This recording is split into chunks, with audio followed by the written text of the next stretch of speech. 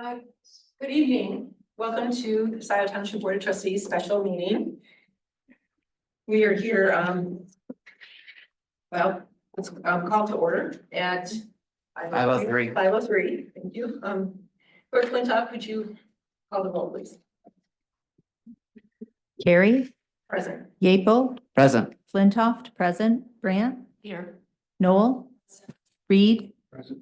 Riser, absent. Also present is Office Coordinator Aiken and Chief Andy Hood. Pledge of Allegiance.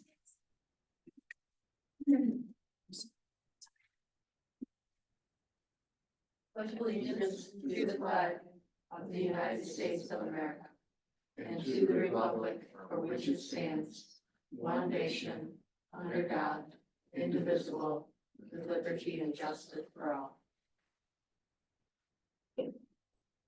Is Trustee Riser planning on being here at 5? I do not know. Okay. Maybe I did not check with him. Adoption of the agenda. So we are here for a special meeting.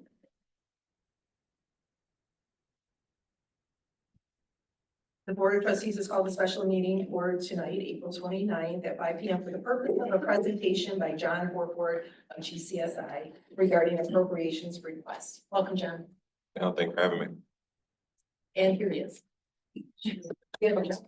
Present. We do the roll yet? Yep. Apologies.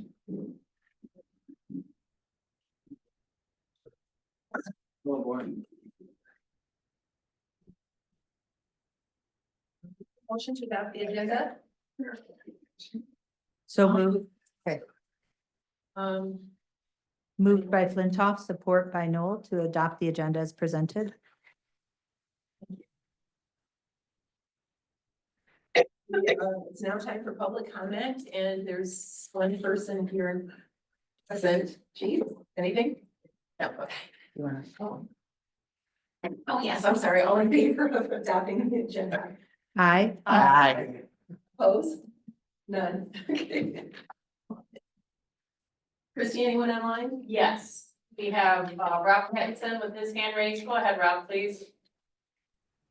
Thank you. Rob Pattinson, Scio Township resident. Just remind all of you that your microphones are turned off. I would highly recommend just turning the microphones on and leaving them on, because you often forget to turn them on when you have something to add, and it's extremely hard to hear you when the microphones aren't on. And then lastly, GSCI helped us with getting funding for the Parks and Pathways projects, or the Pathways projects, and also for Park Road. And I was wondering if Park Road is going to be a subject for tonight's discussion about what GSCI will do for us in the next year or two. Thank you. Thank you, Rob. Thank you. Rob. Anyone else wishing to speak, please raise your Zoom hand. Supervisor Carey, there are no hands raised. Okay, thank How you. many arms? Pardon me? Christie, help me. Three. Three, okay. Okay, I can introduce John. Sure. Yeah, please. Okay, so we have presenting to us tonight our representative from GCSI and John Harford. We've had several meetings with a small group of board members and John over the last month and a half or so. We hosted a recent visit at the fire station with the chief, John, and Carrie Reingens, and who was the other representative? Yeah, Morgan Foreman. That's right. Keep blanking on her name, and she's my representative. So, John is here to present, general information on what GCSI can do for the township, and then to talk specifically about the current appropriations request that has been submitted to the House, and then what will be submitted to the Senate. That's the subject of our our motion here tonight. So I'll turn it over to John. Perfect. Yeah, thank you all for giving me the time. So I would start with the request first, probably. So the budget process got changed from what it's been in the past. Matt Hall had requested that everything get moved up several months. Typically, you have to have about I would say about maybe 6 weeks faster. Usually by early June, you have to have these requests in, but changes can be made up until the last minute and requests can be accepted up until the last minute. So I guess it really is the full 2 months if you think about it that way. Matt Hall, the current Speaker of the House, Republicans took over the House from the Democrats, had requested that the process be changed in the sense that for the first time in a long time, I don't know if there was ever a time when they actually had to do this, you have to submit a form beforehand, essentially a transparency form, just stating, who is requesting this? Who is the money going to? What type of entity are they? I can send you, I believe I've sent you guys the form, Did. right? did. It has all that information on there. Have they received money before? Why is this a good use of taxpayer dollars? Things of that nature. Which in theory, there's nothing wrong with transparency. On the back end, for every appropriation item in the budget, there is a sponsor. He's just making us do everything on the front end, and then they're putting everything into a database. So anyone in the state, you could look and you could be like, I want to see all of Morgan Foreman's, appropriation requests. You can go to that individual and then you can see everything that they're requesting in the budget. Kind of request, Appropriation. appropriation. Yeah, yes, sir. Yep, appropriation requests. So you can go and just see what everybody wants, which in theory, there's not a lot of issues there. The one thing that people have concerns with, though, is that it could be used against individuals who speak out maybe against the current leadership. And it's like, okay, well, let's go see this individual spoke out against us. What do they want in the budget? They're attached to this, and this. Well, let's make sure that they don't get any of that. So that's where some of the concerns come in, whereas before you didn't necessarily know that a line item was attached to a representative until after it went through the process. It didn't have to be attached to them beforehand. So there are some interesting scenarios that could come about from this process. So we have Carrie Reingans as our primary sponsor, and then we have Morgan Foreman co-sponsoring. Every request needed at least one co-sponsor in order to be validated through Matt Hall's new process. So those two graciously agreed to be sponsor and co-sponsor, and then both of them also came on a tour last week, just so we could have conversation in person and just reiterate the need. And they both seem very on board in terms of supporting the $450,000 request that will get us the rest of the way to being able to purchase the ladder truck. One of the things that we had discussed early on, and it was with, I guess it was primary between conversations because Kathy has been my primary point person that I've been, calling weekly. There was I guess I would start with this. Our plan was always to essentially get our ask through on the Senate side. The House side, it's going to be very difficult to get this through, even though we went through the proper channels and did everything the right way, just because it's unlikely that the Republicans will want to give projects to certain Dem members. And Democrats do the same thing to Republicans. So it kind of goes both ways in that sense. Sue Shink and the Democrats are still in control of the Senate, so we would have a much better chance of getting our project approved through the Senate process, which we're going through at this moment. With that being said, I also just wanted to address the letter that Matt Hall was also requiring everyone, well, not everyone, local units of government and universities and community colleges to submit with their House form. it was a letter saying that you would comply with an amendment called Amendment 19. I'd sent that over to you guys as well. I don't know if you guys all had a chance to look at it. They all Yep, got it. you all read it, and then you guys voted to not submit the letter, which I completely respect. Wow. But again, I know that there was a little confusion.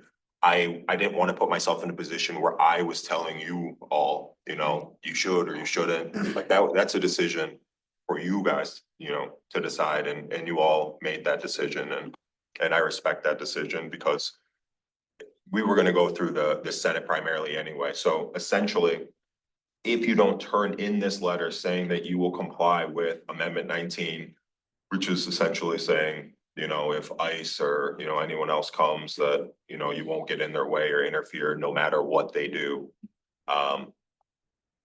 Then you're no longer eligible for an appropriation through the House. John, now I thought we heard from Carrie and Morgan that this requirement is now gone. So, yeah, they were not saying that the requirement is gone. Oh. They're saying that they are saying to hold on to the letters and to turn them in at a later date. So you didn't have to turn them in. So there was a due date of last week to turn in all of those appropriation forms. The letter was supposed to go along with the appropriation request forms. What Matt Hall said, because he was actually getting a surprising amount of pushback from his own caucus. I feel the same way. I feel the same way. So he was getting pushback from his own caucus and saying that they had, you know, local units of government, community colleges and or universities that did not want to turn in this letter. So basically they were like, hold on to the letters. We will deal with that at a later date. So I don't want to say that it won't ever be required. They're just saying for right now, you don't have to turn them in and you can submit them at a later date. Clerk Flintoff. So my understanding is that was done through House resolution. Is that right? House Resolution 19. So if it were to be reversed, it would have to be another resolution, I presume, another action by the House. So is this Likely. just kind of informal? Informally, is the due date in the House resolution? I don't know if the due date is in the House resolution. Okay. That specific resolution, it's just saying that anyone who gets an appropriation has to comply with the resolution. And do you anticipate that there'll be enough leadership in the House to reverse that resolution? I'm being completely honest, no. Yes, okay. I So- don't, as long as Republicans are in charge, I do not see them reversing that resolution. Okay, great, because they just passed that, wasn't that like 3 months ago Yeah, or so? recently, 'cause Yeah, I they remember. just switched over. Yep, Okay. it's last January, so. Thank you. Yep. Any other questions right now at this point? Not at this point, thank you. John, you might comment on what you told me about the minimal activity going on right now between the State House and the State Senate in terms of bills being passed. Yep, so the Senate is in the process of suing the House, because they're essentially holding, it's either 8 or 9 bills hostage, that got passed through both chambers, and they're not allowing them the formal process of going to the governor's desk in order to be signed. So there has been a lot of drama, is a great way to put it. It's been extremely petty. There's barely been any bills passed this session, just because the Senate will pass things through the Senate and the House is like, we're not moving it, and the House will pass things through the House, and then the Senate's like, well, we're not moving it. So it's been extremely slow. Nothing goes. Yeah, So, essentially, in a lot of ways, in a lot and of when ways. it comes to budgets, though, the House has a budget, the Senate has a budget. And then they have to approve each other's budget, like, They have to vote on a budget bill, so essentially, the governor's office, the House, and the Senate are like the 3 legs. At the end, they'll go through the committees, so the committees will decide on what their budgets are, and then those will pass on to the appropriations chairs, and then they'll decide, and then they'll sit down at the end at basically at a table with leadership, and they'll just go over everything line by line and be like, this is in, this is in, this is in, we have this much money in, well, we gotta cut money here. Well, if you're funding that project, then, and they just go through negotiations from there. The interesting thing about this cycle is you usually have a few $1 billion that goes into projects. The governor and Matt Hall both want to put 3 to 4 billion, which is basically almost all of the money for projects, into road funding. So that is, if the House had their way and the governor had her way, that's what it would be. It would be road funding. The Senate is not on board with that plan, fully. And obviously there are members of the House that would prefer that not be the plan, but they're not in leadership right now, so. Oh, I'm sorry. Oh, I'm sorry. John had his hand up. Go ahead. Go ahead, John. Well, John? Go ahead. you say road funding. Is that MDOT trunk lines? Is that county roads? Is that local roads? What does the House have a vision of road funding could be? Is it freeway, trunk line? Not freeway. I believe, well, then here's the other thing. They're working on what that looks like. They don't know what it's gonna be specifically, but the dream, and what they've been speaking about most is local roads, right? So getting money to local units of government and allowing them to fix up the roads in their area across the state. Would that be county or even lower?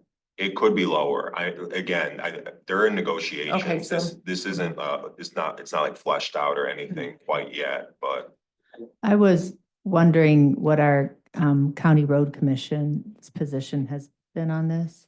I mean, I assume I don't know, you're not their lobbyist, are you Washington County Road Commission? I would half the ass- county, but not. You have the county, yeah, but not Washington our, County. okay, but not our Yeah. road commission. I would imagine that they are probably all over this already. I need to talk with them about other things. I can bring that up. That'd be great. Okay. Yeah. I mean, I assume that they're gonna go after it and try to hog it up and distribute it. Hey, go ahead. Just a quick question. Is there anything left for education? Possibly a decent amount, actually. The Senate just passed their, if you guys don't mind for a second, the Senate just passed their proposed budget for education today. Or at least for school aid today. I have it in my email somewhere. And I can send this over to you if you guys would like to see it, just to take a look at it. And there's a decent amount in there. But I think the reason why I want to pull it up is I believe that it suggests.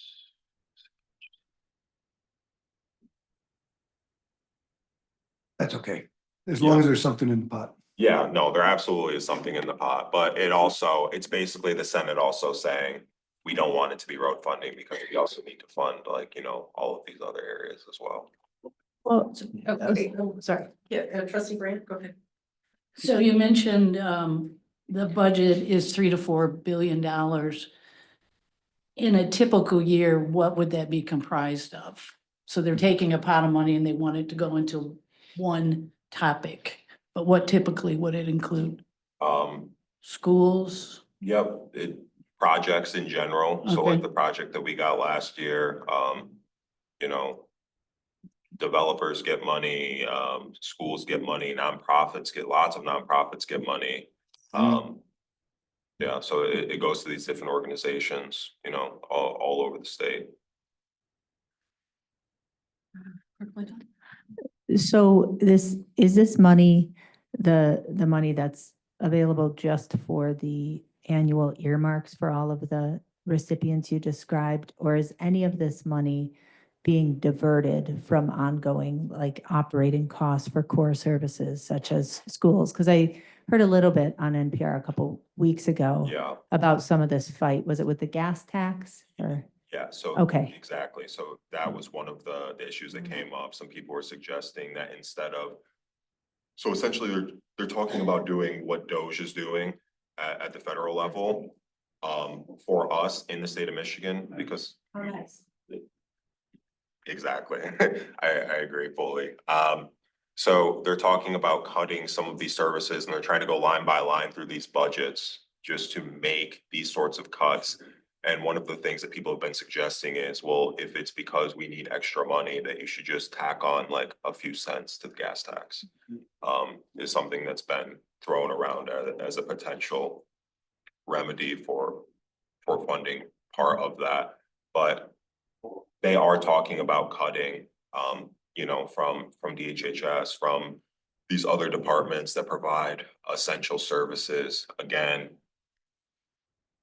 nothing is set in stone. It's not guaranteed for that to happen, but it's definitely being talked about as they try to mimic what's happening on the federal level in the state of Michigan. Treasurer Hippel? John, I'll ask you a question since this came up last year when we were going through our funding cycle. Are any of your other clients pursuing projects in our township? Not that I am aware of, Brian. Okay, could you also ask the other folks in your office just to close the circle on that? I would Just 'cause hope- it surprised all of us last time. It surprised me as well. Yeah. I would hope that they would say something to me, especially based on what happened last time. But as far as I know, there is nothing specifically happening in Scio. There could be something. I'll ask the county and just make sure that there's nothing going on that's impacting you guys at all, but yeah. No, thank you for asking. I'll circle back on that. Are there any other questions at this point? Nope. You said something earlier, regarding those with this letter that they're requesting, with the House form. And anybody that has spoken out against, or is that just, well, I guess that they're keeping track of all of that. Yeah. And at which level? Is it our representative that if they spoke out, or is it at a local level, or? I think it all helps. I think that you're seeing pushback definitely from representatives, primarily on the Democratic side, but even some on the Republican side that are speaking out against it. And I can't speak for anyone else and their clients necessarily, but I have several clients under those parameters of local unit of government, university, or community college. And several, not just you all, said that they did not want to submit that letter. So but you said something earlier that if they're keeping this database, and anybody that has spoken out against the House, I guess, that they will not be getting money, or that was just It's within the realm of possibility that could happen. So that's one of the Oh. things that people are talking about as a reason why they were worried about the process being the way that it is this year, that there could be ramifications for them speaking their mind or speaking out against things like this letter. And then it's like, okay, well, let's go look and see all of your projects that you're associated with, and let's make sure that they get no funding. So Okay. is the speech by the municipality or the speech by the rep? Who are they keeping tabs on? The rep's speech or the municipality or their districts? or that's a speculation. I would say both, but primarily probably the reps. Okay. Because at the end of the day, it's a push to keep power. Like, that's always what their priority is gonna be. How do we maintain power? Exactly. So, yeah. So again, even if they hadn't spoken out, even if they were perfect minority members, they still might not get anything, because at the end of the day, why am I, as the Republican, speaker, gonna give to somebody who could potentially win a seat over one of my current members and push us to a position where we're in the minority? Okay. All right, thank you for that. Of course. It's unusual times. Yes. Are there any other questions for this? Wait a minute. For F1 here? This was discussion only. Is that right? Yeah. Oh, go ahead. Yeah, John, just more broadly, and thank you for your work for Scio.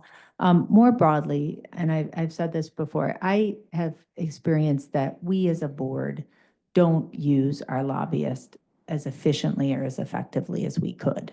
So I wanted to, and And we've, never really gone out to bid. We've never looked at other lobbyists, but I think it's really two parts. So I want to start with the first part about the Scio Township Board of Trustees.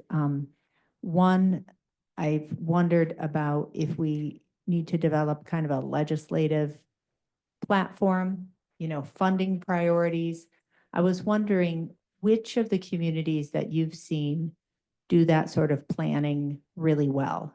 Because we don't have a plan, and I think that's why you've seen with, changing people on this board, we either coordinate better with you or worse with you. For example, the funding for Park Road was really needed, but we had no plan for the rest of it. So it's still sitting there, and we still have no plan, because, we need so much more money to finish it, and that's not on you, that's on us, right? So, what is your recommendation for how a township like ours could be the best organized and best prepared to advocate at the state level? I think what you said is exactly the way you guys should go about it, and it's figuring out exactly what you want to go after, and then we can, formulate a plan to get the support to make that a reality. And then obviously just being realistic about the timelines based on, what the dollar amount is needed for that project. The other thing that I had recommended when we had our last large group meeting, where we had our call after we got the appropriation last summer, was that we should have these conversations with legislators, at the beginning of the session, and sort of figure out what their priorities are, and just get a list of those priorities and see of those priorities, what aligns with what we need in the township. Because when we do that, then it's easier to get a genuine champion versus someone that you're just kind of trying to force an agenda on. It's like, oh, well, that's something I want to do too. Let's find a way to work together to make that happen. And things just typically move a little bit smoother when you go about it that way. And that's typically what a lot of these other clients when I think about, I don't have any other townships, but I work on the city of Lansing account. I work on the city of Detroit account. And that's what we always, try to do is we come up with, this is our wish list.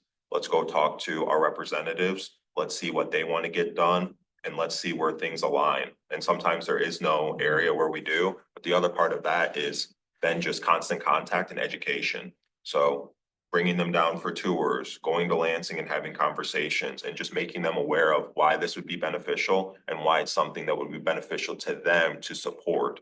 Because at the end of the day, a lot of these people, they do care about their communities, but most of them really want to get reelected. So how does this help this individual to get reelected? Can they put this on their mailer and say, this impacted the community in a significant way, and I'm proud to have, put my name on it and to champion this ask. So what is the start of the session? So we all level set. The start of the session was What- January. January, okay. Yeah. People ready to carry it, well. Yeah, go ahead, trustee Reiser. In your GCSI update, April 25th, 2025, regarding appropriation subcommittees, you wrote about the subcommittee in public health receiving a presentation from HHS about childhood-led healthy homes PFAS. So you're at the 5 o'clock meeting, and at 6 o'clock, we've got EGLE coming in to talk about PFAS. In this township, you probably know there's the Gelman bloom and emanated here, and that's dioxane, but we've got a little issue of PFAS being found by a site of a former Gelman subsidiary. So I don't know if you call it Gelman Phase 2 or Gelman 2, or it's back like a scary movie. So we've got a PFAS situation that we're gonna hear more about at 6 o'clock. And I'm curious if money could be, and how would we lobby for money for testing kits or treatment or something in that regard? I don't know, it's just a maybe horizon issue, but it might be real here. Yeah. There are several ways we could go about that. We could go and we could talk to the committee members. We could go directly to DHHS and see what type of programs exist. for I those. don't have a specific ask because, but Yeah. I guess this was just Yeah. kind of FYI-ing you. Yeah, yeah, and again, if that's a priority of the board, it's one of those things where, I'm more than happy to, figure out how or where we can go to receive assistance in, with an issue like that, but we just need to know what to do, like, as of right now, the orders were, let's figure out how we get the rest of the money for this ladder truck, and so that's been the priority, so. Trustee. Oh, I'm sorry, trustee Noel had her hand up, but were you finished, John? No, other than I was gonna say, Go ahead. Sorry. nothing's gonna happen with polluter pay, given the composition of the house, right? Probably, It's unlikely, okay. yeah, it's unlike, I mean, nothing, Realistically, yeah, but I mean, there could be programs that exist. As long as departments don't get gutted, that could help, truly, that could help, with those cleanup efforts. thank you. I have nothing further. Thank you. Trustee Noel, and then I think trustee Brand has a question. John, we're gonna hear a presentation from EGLE and MPART tonight.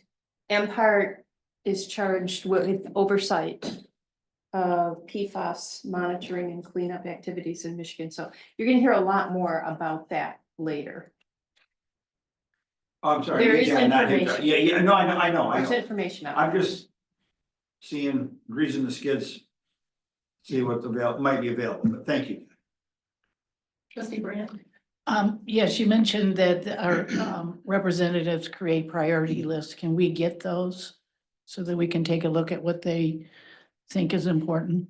Yeah, we should be able to get them, which ironically, for the first time ever, we should be able to get them, because historically, it's just kind of like, it's not a list that's published until this year. It's just kind of a list that they keep, and if they wanted to share it with you, they could, but they don't have to. And sometimes they don't even exist, sometimes people really have like one priority, and then they hope that happens, and if it doesn't happen, they take credit for something that just happens in their area, and they say, I was supporting that the whole time. So it's actually interesting that through Matt Hall's process, we can now see what people care about enough to put their name on beforehand. So, yeah, so we will, as soon as that's public, I don't know that it's up yet, but as soon as that's public, I'll make sure that you guys have a link to it. You guys can check it out. Thank you. Yep. So this, trustee So Reed. what you would like from us is a wish list of things that what we would like to pursue in the coming year? Yeah, that would be great. A wish list, and then we can talk about it, and we can talk about, like, this is realistic, this would be extremely difficult. We can rank it however you'd like. And then I think we just match that up with the priorities of your representatives in the area. And then we work from there.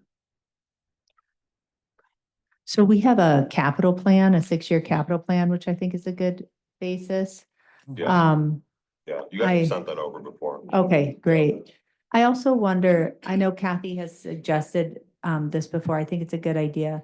I wondered if we might want to have you present to the board kind of on a regular, maybe like quarterly or something. More than happy to do that. And to even just have time together as a board, because I think something that's kind of challenging about setting these priorities is we have to set them at the board table. Yeah. And so if we don't dedicate time to that, it won't happen. Mm-hmm. Yeah, we could, during a work session, coming up, I guess, talked about that, but yeah, that's important to have a wish list. I like, yeah, this gives us more direction. Yeah, thank you. Of course. And, our capital improvement plan, we have a lot, but we haven't prioritized because we have so much that we want to do and need to do, but that's something we could figure out. Yeah, especially once you can see what the representatives in the area are going after. You could sort of take that list and then be like, oh, well, this sort of matches up with this, and and build your list off that. Or not, it's completely up to you guys. It's your world. So. At some point, I want to be recognized, but I can wait. I can't see. Okay, I had a hand on both sides, so. Go ahead, I'll wait. I'll go. Can you comment on revenue sharing and the impact of the changes in federal government agencies and funding and how they may impact the state of Michigan? Yeah, I can it broadly.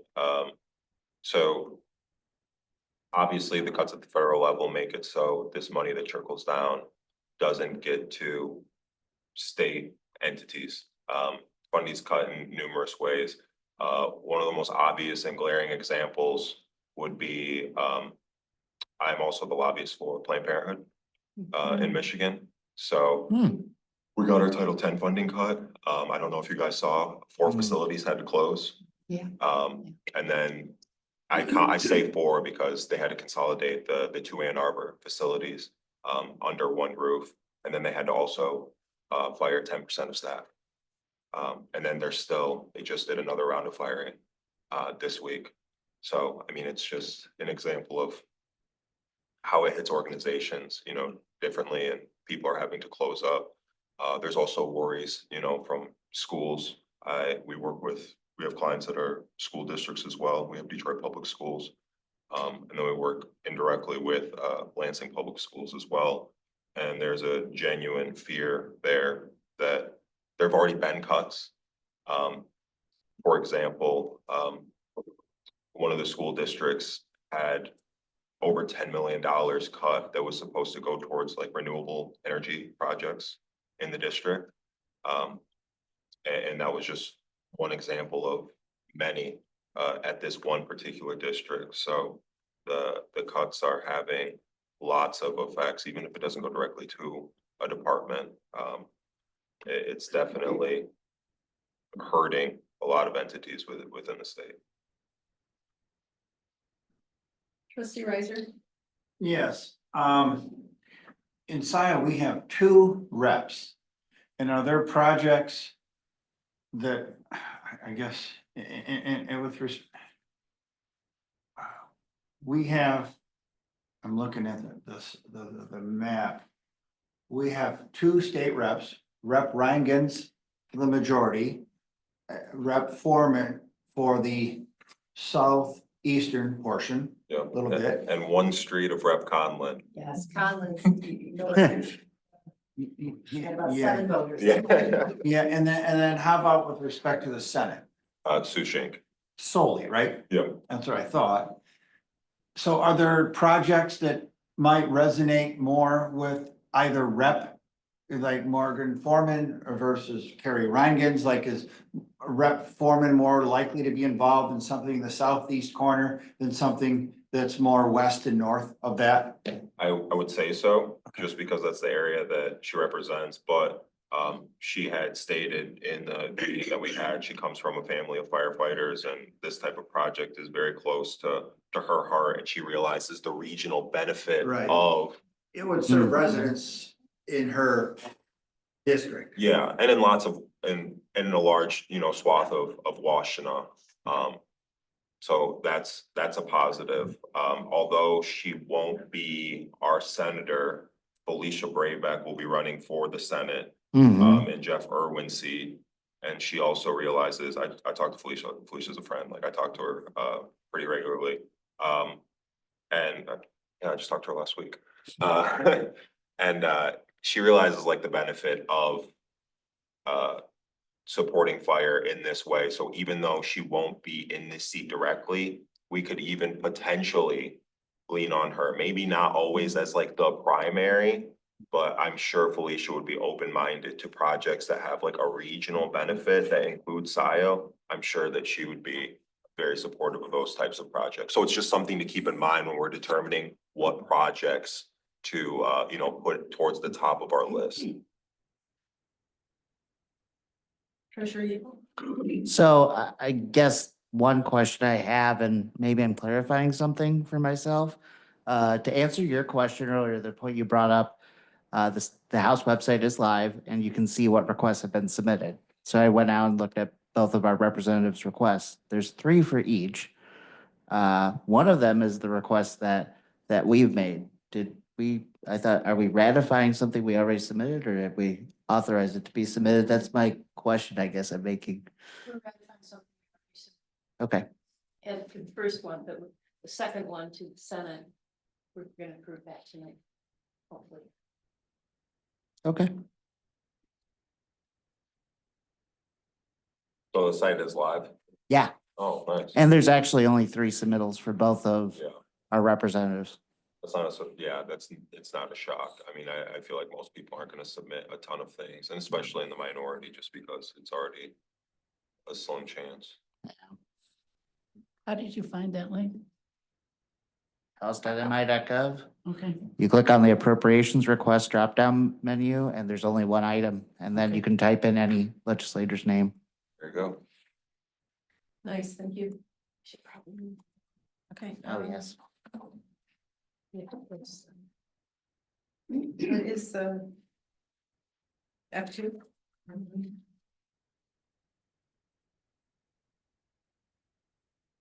Anything else, John, at this point?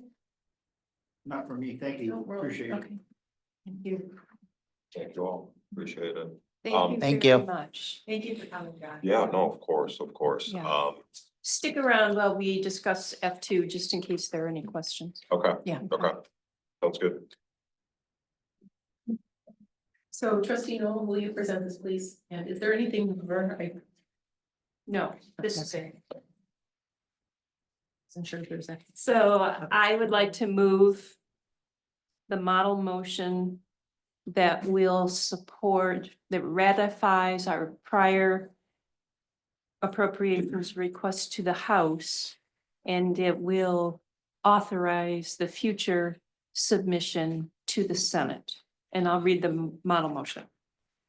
To ratify the application submitted by GCSI on April 23rd, 2025 for a $450,000 appropriation from the state of Michigan to be used toward the purchase of a ladder truck, and to submit a request through GCSI to the Michigan Senate for a $450,000 appropriation from the state of Michigan to be used toward the purchase of a ladder truck. They're the same request. Second. Is there any discussion? We're ratifying a decision we've already made. Yes. When did we make the decision? I don't have the date here. You were involved in it. In a board meeting? no, it was. But this was approved by Jim Fink. He drafted the motion. It was approved to what we had done. Cover everything. Call the question? Okay. Motion to call the question. Is there a motion to, well, there is a motion to call the question, right? Is there? I already moved it before. And David supported it. So what question are you calling? I'm saying let's vote. Well, I had something else to say. Oh, then I withdraw. I yield. I Yeah. withdraw my motion. Well, okay, so there's money for roads, and I asked if we could submit more than one project, and I was ignored. But why can't we try for roads? I mean, we don't know what the plan is for roads, but I mean, it seems like the governor and the House is interested in road funding. And right now, we don't have road funding for Scio. And roads are really important because our fire trucks wouldn't be able to get through if we don't have roads, or us. But I don't feel comfortable about how this went about, and I understand about the deadline and how rushed it was. But as a board, we should have had more of a discussion. And also, why not try for both? I mean, it can't hurt. Well, we could still submit something for roads if the board as a whole could agree on what priorities, the funding, the current funding allocations, all those things would have to be made very clear to the entire board. But this isn't a done deal. I mean, we could still request something for road funding, but we have. Yeah, sorry. Oh, John, I went, you said there was a deadline. I know we had a deadline last week for something, and then you said, Should I come back up? yes, please. And if I just got a point of order here, is the discussion really should be on the motion before us right now? Yeah. I think a discussion about funding roads is a separate discussion we could have immediately after action on this motion.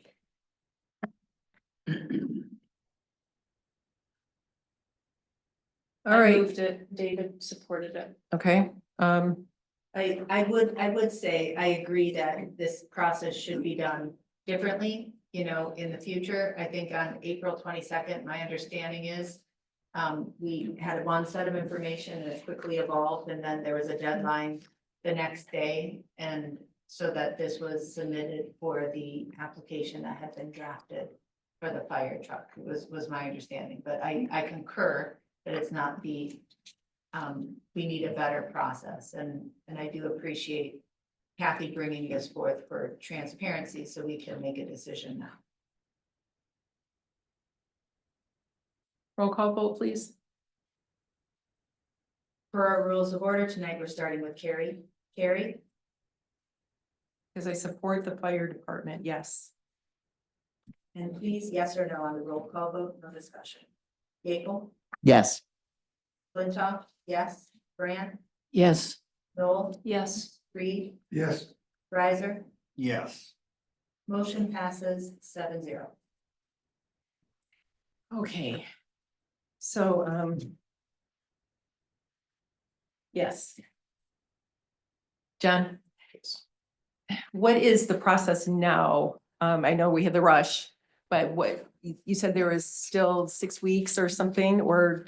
And it could technically be longer than that. Historically, that is when the budget is not necessarily, but solidified. So all the items are usually in by the end of June. In the Constitution, the budget technically doesn't have to be passed until October, but it legally has to be passed by October. So you have up until October to pass it. And what Matt Hall is saying is basically, Speaker Hall, that road funding needs to be the priority. If it isn't, that he's willing to wait until that natural deadline versus historically they get done at the end of June. So everyone in the legislature can have July and August off and enjoy beautiful Michigan summer. That'd be So, nice. so yeah, so when you hold that over people's heads, it can make them feel pressured to make a decision. And Carrie and, well, I guess, well, even Morgan, are they in support of road funding at all? Do you know? Because we would need a sponsor. I am not sure that they are in support of the road funding or not. I have not had direct conversations with them and wouldn't want to speak for them on this, but it's something that we could absolutely meet with them and have these discussions. Some of the road funding question is what it actually looks like. So we don't know how that money will be appropriated. Is it going to the county level? Is it going to, you know, like where is it going? Is it going to cities? Is it going to townships? I'm not sure what that looks like at the moment. I don't know who knows what that actually looks like at the moment. And then just to determine from that formula, how much of that money would come to Scio Township. So it might not even be something that you need a sponsor for. It's just something that you would benefit from. For example, I believe it was last week or maybe the week before, but it was within this process, the Public Safety Trust Fund bill got passed through the Senate. So like you guys get a small portion of that money if that bill is eventually passed into law. Because you guys don't have a lot of crime here, it's not a lot. But depending on how much crime you have determines how much your allocation is. So I'm not sure what the formula will be for road funding, but like we don't need a sponsor to get that money. We get that money as a result of the formula. And I believe that it would be a similar process for the road road funding. And I would, really want to reach out to the road commission first because they are responsible for the roads and we are not responsible for the roads. So Who's responsible for paying for them? I can't imagine we'd be a prime candidate to be a direct recipient. It makes sense. I mean, for Okay. it to go to the counties, so. Yeah, I just can't speak to whether it will or not because I'm not sure yet. Okay, I'll talk with the road commission and then let's think about our roads. And I just drove right through Ann Arbor on the way today. Our roads are really nice compared to Ann Arbor's, but we need to keep ours maintained to Yeah. stay that way. No, absolutely. Yeah. Well, I think that's it for now. Anybody else? No, right. okay. Thank you so much. No, thank you all. Yeah. Really appreciate it. Thank you, John. Yeah, take care. Do we? Yeah, Comment. where's the line? Okay, yeah, now's the time for public comment. Members of the public, can speak up to 5 minutes on any matter. Anyone here in Township Hall would like to speak? No? Anyone on Zoom, Christy? Anyone wishing to speak online, please raise your Zoom hand. Remind people this is for 5 o'clock. Mhm. For the 5 o'clock special meeting. No hands are raised, Joan. Okay, then is there Motion to adjourn? Yeah. Support by Riser. all in favors or what time? 5:54. 5:54, all in favor, say aye. Aye. Opposed? None, motion passes. Okay, be back at 6. 5-minute break. Okay. Welcome to Scio Township, April 29th, 6 PM special meeting. Let's bring this meeting to order at 6:02. I always know the time. Oh, The time, it's okay. I look at the clock. it's not right. It's the part of my clock. All right, roll call, please. Carrie, Present. Yeaple, Present. Flintoff, present, Brandt, Here. Noel, Reed, Here. Riser. Present. Also present is Office Coordinator Christy Aiken. Still. Thank you. And I just want to say real quick, if anybody in the audience online needs to be a panelist, raise your Zoom hand so I can promote you. Thank you. Pledge of allegiance, please.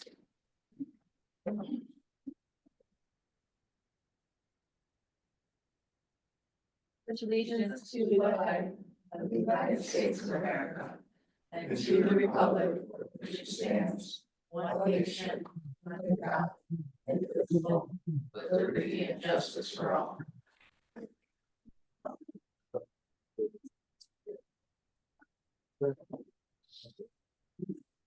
See,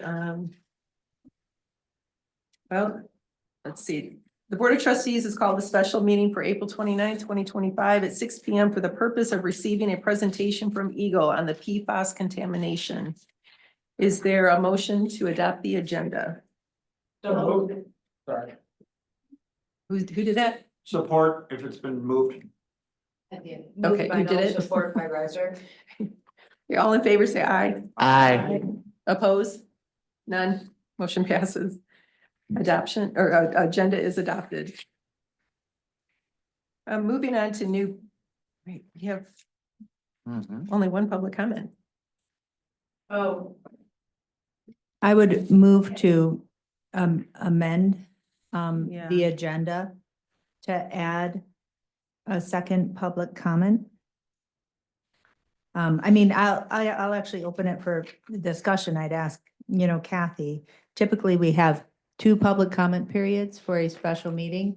We certainly could have only one if that was the intention. I don't know how this is gonna flow, if we want to hear questions first. with our first special meeting, not Um, this one, that we can, that's fine. I'm Yeah, I didn't prepare this, so I Well, wasn't just- sure.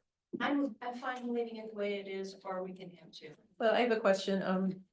If, would we, maybe there's somebody that has a question that would like during public comments that we could write down, because we're not gonna have questions and answers or, Had a notice up on our website. Residents have been submitting questions. Christie compiled all the questions and shared them with MPART and EGLE a few days ago. So they have all the questions that were submitted. There might be some additional ones that we hear from. I guess just one point I would raise, we adopted the rules of order last week. Under 4.8, it does have 2 public comments. So I would make a motion to add public comment between D and E. Support. all in favor, say aye. Aye. Oppose? None, motion passes. So let's, public comment. This is the time for members of the public to speak for up to 5 minutes on any matter. We begin with anyone present. Are there anyone that would like to speak?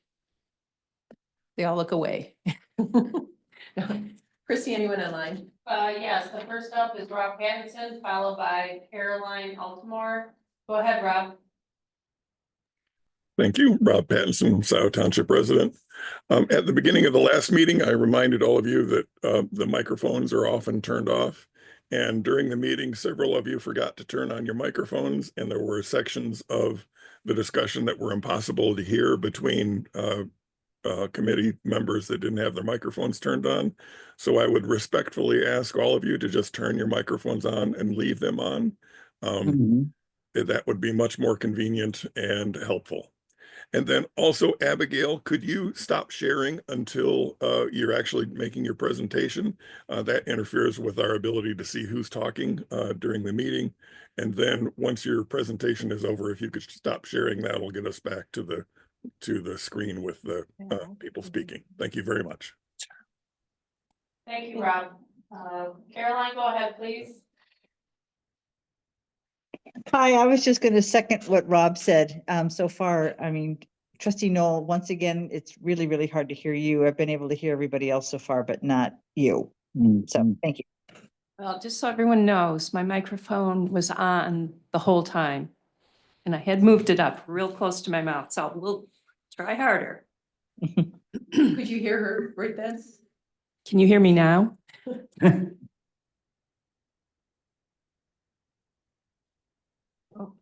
Up. Okay. Well, I heard you. Okay.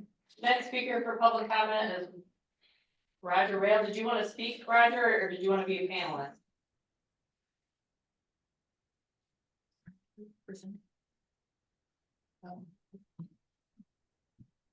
Roger? Can you hear me? Yeah, Yes. did you want to speak at Okay. public comment, or did you need to be a Well, panelist? I'm sure I'm going to have public comment, but what I wanted to make sure is that Okay, if I speak at the first public comment, can I still speak at the second one? Yes. Yes. And because I noticed some things on this submittal that I hadn't seen before, and I have some questions about it. They might be answered during the presentation, but I'll raise the questions at the end if they're not. And yes, thanks for turning on your mics because I was having trouble hearing for a while too. And I think with that, I have some mashups on Google Earth that I took everything that was available and did some of my own comparing of things. And if it's appropriate later in the meeting, appropriate to my questions, my comments, I might ask to share my screen for that, but we can take care of that. That's always fine. Thanks. Thank you. anyone else that wishes to speak at public comment, please raise your Zoom hand. There are no hands raised, Supervisor Carey. Trustee Noel? Okay, can everybody hear me? Yes. Okay. I'd like to introduce Abigail Hendershot from MPART. She will be facilitating the meeting tonight. She has put together this presentation with several of her employees. And I've seen part of this presentation previously, but this one will be geared just to Scio Township. Be a little different from what I saw before. So Abigail, welcome. Abby, I should say, welcome. And you have the floor. Right. Thank you for allowing us to come and present tonight. Let me share my screen so make sure you guys can see it. All right. All right. So are you seeing my screen? Yes. Yes. Okay, perfect. And I want to get the other part of it up here. Okay, so I'm Abby Hendershot. I'm the executive director for what we call our Michigan PFAS Action Response Team. And we've been asked to come and talk to your township board about the information on PFAS and specifically the 253, I don't know if it's Dino or Dino Drive, information that we have. And so I'm going to go through, there's all my contact information if you need it. We're going to go through a quick MPART overview of what is MPART, what are PFAS, why are we talking about them, what's the big hype. Tricia Doobie is our toxicologist with the Department of Health and Human Services. So Tricia's going to go through the health pieces of our presentation tonight. For the investigation area, we've expanded it a little bit. So Dan Wild is going to talk specifically on the Dino Drive site. Joe Rogers is going to talk about the Chrysler Scio site. Stephanie Kamer's got some of the information on some of the investigations that have been done along the Huron River for looking for sources. And then I'll come back at the end and talk real briefly about some of the information that's on our website, because we've got a plethora of PFAS information that's out there already available on our website that you may or may not know about. And then we will have plenty of time, at least budgeted. I don't know how you guys want to run it at the end, but normally we do a lot of questions and answers, and we've got a whole bunch of experts online tonight that are happy to take questions. And so we can open those up, either as part of your public comment or a separate Q&A session. So, and all the slides I think have already been provided as part of the township's documents. So they're out there for public review. So when we talk about MPART, this is a pretty unique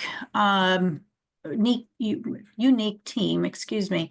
This is something that has specifically been put together for PFAS. It's one of a kind, multi-agency approach that Governor Snyder actually started in 2017 under an executive directive, and then Governor Whitmer made it an executive order in 2019. So we've had bipartisan support right from the beginning. And it allows us to coordinate and get that cooperation across all levels of government, both at the state level, the local level, up to the federal level. And we've been able to really motivate and direct that strategy around PFAS for all of Michigan. And it has really made Michigan one of the leaders in the country on PFAS strategies and response actions. So when we talk about PFAS, and when I say PFAS, I'm talking about the whole family of compounds. So there are thousands, depending on how you define PFAS. You could be looking at 10,000, 15,000, but they all have very strong carbon-fluorine bonds. So typically, we see them in a lot of products as surfactants, pretty stable. They are great for repelling waters, oils, fats, and greases. Started developing them in the 1940s, but really didn't get into the commercial setting until the 50s and 60s. And today, they're in a lot of products. We'll go through that here in a second. But once I get into the ecosystem, there's where we get the problem. They really don't biodegrade. They don't, naturally degrade in the environment, and they can bioaccumulate in our bodies. They bioaccumulate in fish and in animals as well as ourselves. We know there's some health effects. There's a lot more research going on that, and Tricia will talk to you about that. There's a lot of science going into researching and understanding PFAS, and there's additional federal stuff in the works. We do have drinking water standards at the federal level, and we have not yet adopted those at the state level. So when we talk about PFAS, we're not just talking about industrial uses anymore. These are things that we find in our everyday homes. So yes, the industries use PFAS, but they use them to make a lot of our consumer products. So when you got the couch home from the furniture store, they probably asked you if you wanted it sprayed down to be stain resistant. The carpet comes stain resistant and stain proofed. Your oil-based paints, a lot of the scrubbable paints is because they put some PFAS in there. Nonstick cookware, your outdoor gear is all waterproofed. Your household cleaners, a lot of your sealants for driveways and stuff, paint strippers. I mean, we go on and on and on. The one that's in here, the firefighting foam, is something that is kind of in its own class on this particular list, but not all firefighting foam has PFAS in it, but anything that's used to tackle large petroleum-based fires, the big fires, the jet fuel fires, is going to normally would have to have PFAS in it to be able to tackle those fires and smother that fire within the 3 minutes that it needs to be put out. They are coming up with new firefighting foams that don't have PFAS in them, but they're not quite rolled out on a general basis to all of our fire departments yet. So this is what we call our PFAS cycle. This particular diagram kind of shows you a basic schematic of how PFAS can cycle through our environment. And so if we start on the left-hand side with our PFAS producing industry, we can see that they may be using PFAS in fabric coatings, they may be using it for plating, they may be using it for a variety of different things. They could have spills to the ground, they could be sending out their wastewater to the wastewater treatment plant, they could be sending their water into the streams through a direct stormwater discharge, or they could be emitting it through the air. So all of these ways we can have PFAS leaving these buildings. Our wastewater treatment plants are not designed to and don't treat PFAS. So we want to cut off as many of those sources from discharging PFAS to our wastewater treatment plants, because ultimately what comes out of our wastewater treatment plants are the biosolids can go in as sludges. That sludge either goes to farm fields if it's at the appropriate levels, or it goes to the landfill as sludges. The landfills, of course, then send back their leachate to a lot of wastewater treatment plants for treatment. But again, all these different types of sources were just cycling through the PFAS. So we've taken a lot of individual efforts in different programs within the state to look at where PFAS are, what kinds of levels we have, where they're most coming out in the industries, in the landfills. We've looked at the wastewater treatment plants. We've looked at the biosolids. We're looking at all these different sectors to try to understand PFAS. Ultimately, what we're trying to protect is your drinking water, our groundwater, our fish, and our rivers, because, those we share, right? We're sharing our natural resources.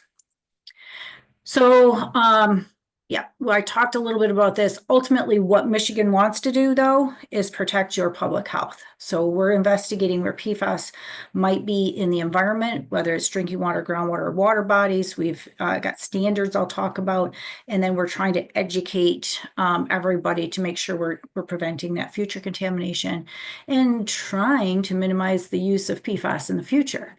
So we do have standards. On the left-hand side, you'll see the standards for 7 different compounds. Those are both Michigan drinking water standards, which are regulatory standards for municipal drinking water systems, city water systems, and then groundwater cleanup standards. So if you've got a groundwater plume, you would have to meet those standards as well. You'll see that there's a huge discrepancy between PFNA at 6 parts per trillion and PFHXA at 400,000 parts per trillion. Those are both acceptable standards for exposure, but there's a huge difference in the number and the toxicity between the different compounds. And so each of those is looked at individually to make sure we have best assessed the toxicity of each individual compound. Similarly, we've got surface water standards. So if anybody is sending this stuff out and wants to do a discharge to surface water, we've got water quality values out there as well. Both if the drinking water, if the river is being used as a drinking water source, you've got a lower set of numbers versus if it's not being used as a drinking water standard. Lakes and streams, we do a ton of fish sampling, a ton of lakes and stream sampling, but I'm going to fly through this just because I want to make sure we get enough time for everything else. We are over 300 and this one usually says, 309 sites. That we have investigated and know to have PFAS so far. In addition, we have 36 areas of interest. Those also have PFAS in groundwater, but we don't have the source necessarily identified. So all of these are places where PFAS has been found in groundwater. It doesn't mean that Michigan is more contaminated because this map is so populated. It just means that Michigan is being aggressive in looking and investigating and identifying and trying to make the information transparent enough for people to be able to see, which makes us out there in front of a lot of our other sister states.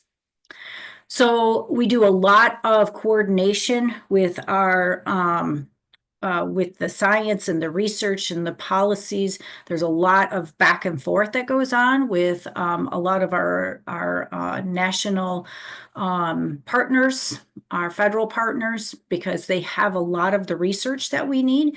And so we're constantly talking with them about the science and what that means for potentially informing policy, where we might need to go next.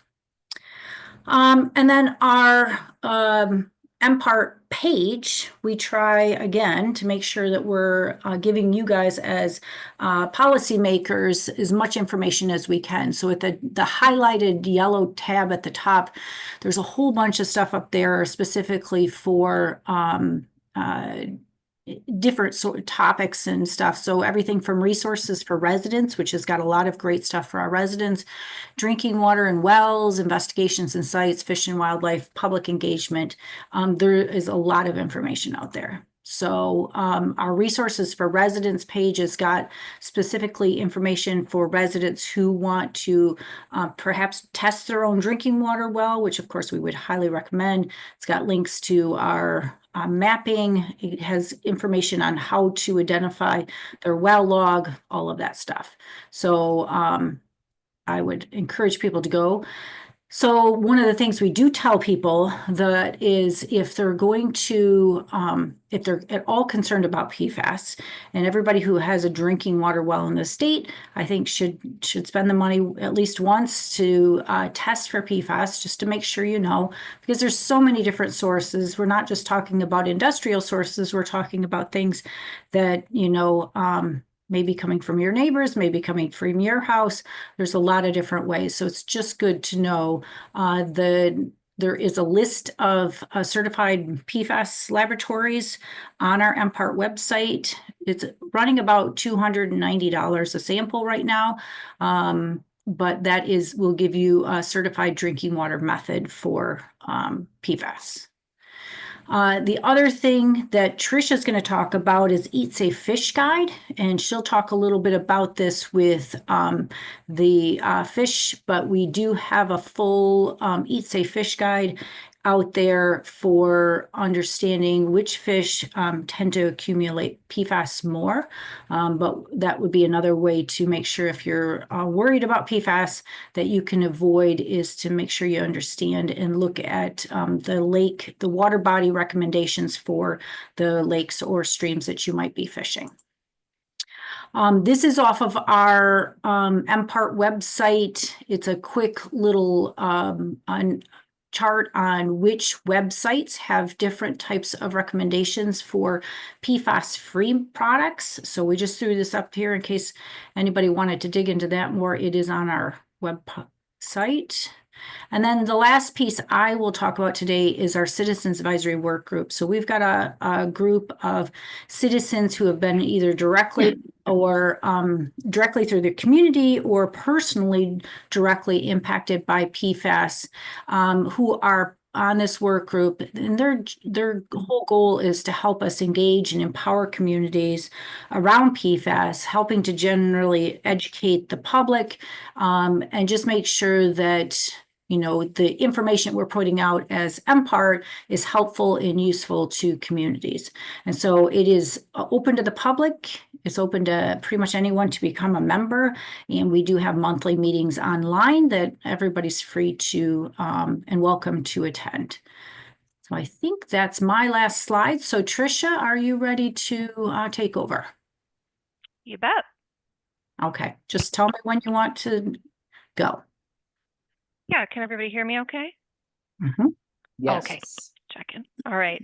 Good evening, everyone. My name is Tricia Doobie. I'm a toxicologist with the Michigan Department of Health and Human Services, and happy to be here to join the discussion.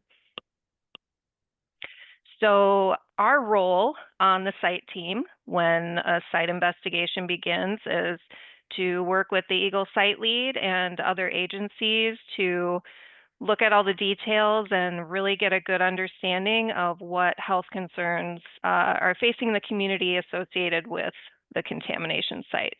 And we look at different exposure routes for PFAS and then make public health recommendations. So exposure to PFAS can come in a few different forms. As Abby mentioned, they are quite ubiquitous. The primary exposure route is ingestion, usually through contaminated drinking water, but also through the things that we eat. Eating fish caught in contaminated water particularly can have PFAS. Michigan maintains a Eat Safe Fish Guide that we provide recommendations for across the state. In Michigan, we have about 11,000 bodies of water that we can sample from and look at, and we do our best to provide guidelines to check for PFAS and other contaminants. There's incidental swallowing through contaminated soil or dust. Also eating food packaged in materials containing PFAS. Unfortunately, a variety of wrappers and other things can contain PFAS, and then that can get transferred to the food. There are other consumer products. We do look at absorption through the skin, although this is relatively low risk compared to ingesting PFAS, so it's typically not a concern. There are programs now looking at blood levels of PFAS. This is an example of NHANES from the CDC. This shows a pretty steep decline in a couple of the more common PFAS analytes. PFOS and PFOA were quite common, but over the past couple of decades, they've been phased out and they're no longer used or produced as much. There are, however, quite a variety of other analytes that have taken their place, but these are pretty well studied. Okay, so we have established links between PFOA, PFOS, they're the most widely studied, a few other analytes, and adverse health outcomes. These include reduced fertility, it can include high blood pressure, preeclampsia in pregnant women, decreases in infant birth weight, high cholesterol, especially that one we call the bad cholesterol, Next slide, please. Additionally, it's been linked with thyroid disease, liver damage, immune system issues like decreased response to vaccines, as well as certain types of cancer. So when we approach a site investigation, we have multiple lines of consideration. So Abby showed you some of the comparison values. MDHHS has a set as well. We look at all of the supporting data, residential well results, results of testing from the site, and site-specific information, everything that we can possibly know about the site's geology, the well depth, other things. Next slide. We use comparison values or screening values to take a look and see if we should evaluate a certain contaminant further. These are health protective screening values. They're meant to be protective for everyone, including sensitive populations. These are the MDHHS comparison values, very similar to the MPART MCLs for some of the most common PFAS analytes. And when we look at residential wells, we look at them both individually and collectively. We examine all of the results. We look for detections, not just exceedances, detections as well, to see if we can examine the site as a whole to make our recommendations.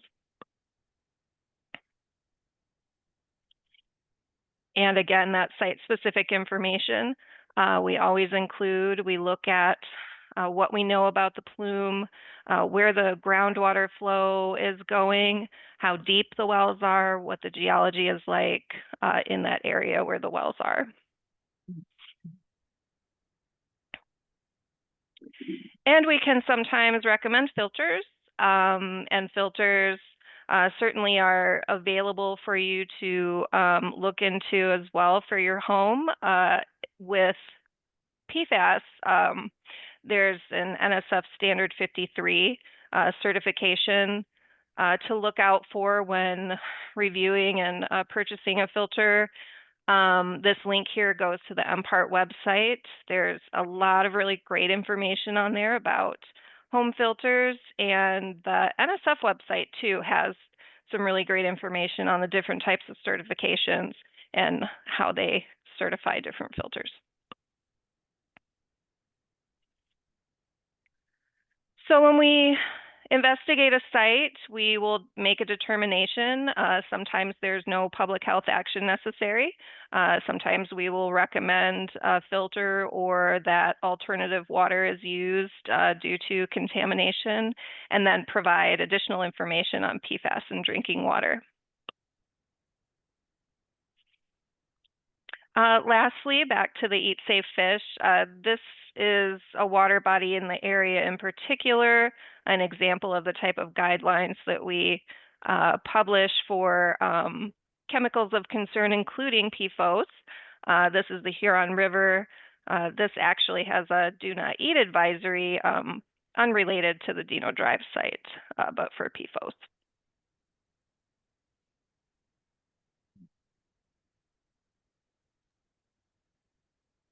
All right, so Dan, I think you're up. Hello, everybody. Excellent. Dan. Let's see here. I don't use Zoom very often. They gave me a new computer, so bear with me for a moment. Mm-hmm. We can hear you, and I can run the slides for you. Perfect. All right, good evening, everyone. I'm Dan Wild. I'm a geologist and environmental quality analyst for the Remediation Redevelopment Division, and I manage the north half of Washtenaw County for any potentially contaminated sites. So for this site with MPART, I would be considered the site lead. This facility was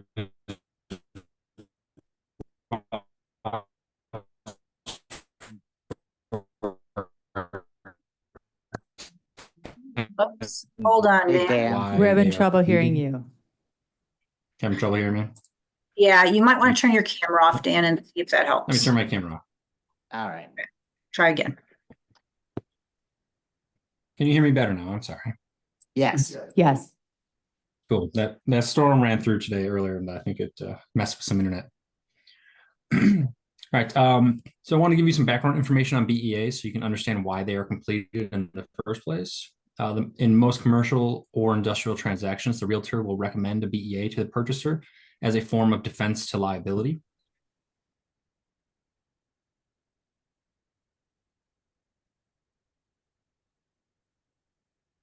Dan, Dan, we Oops. can't hear Yep. you. Did you drop Dan?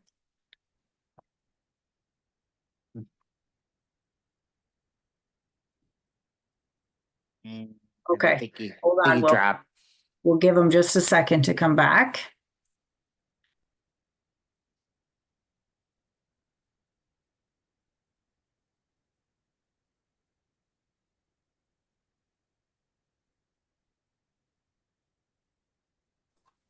Sorry about that.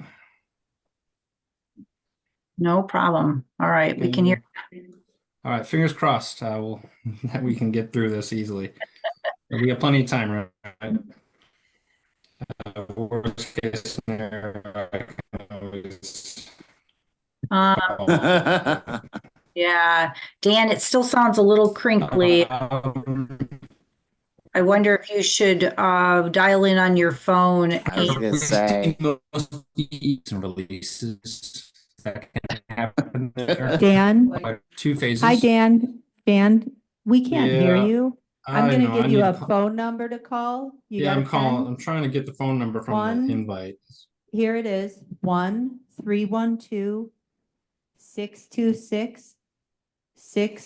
1-312-626-6799. And you're gonna enter meeting ID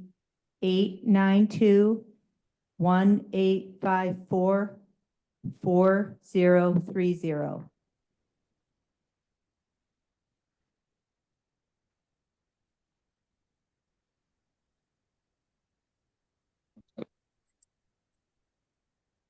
Did that happen a couple times?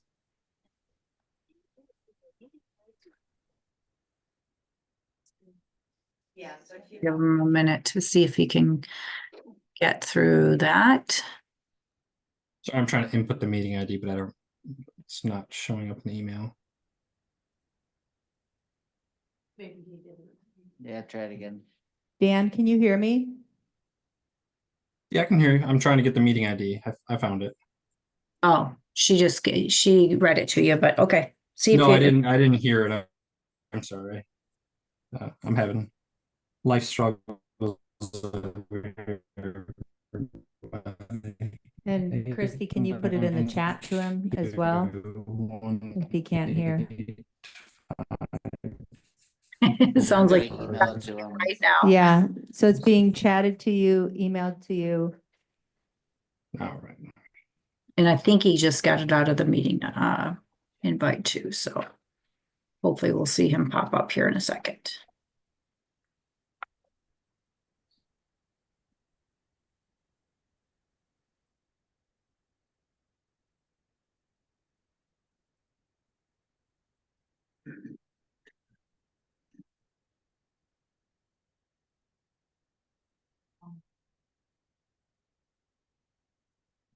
Sorry, everybody. Added me as an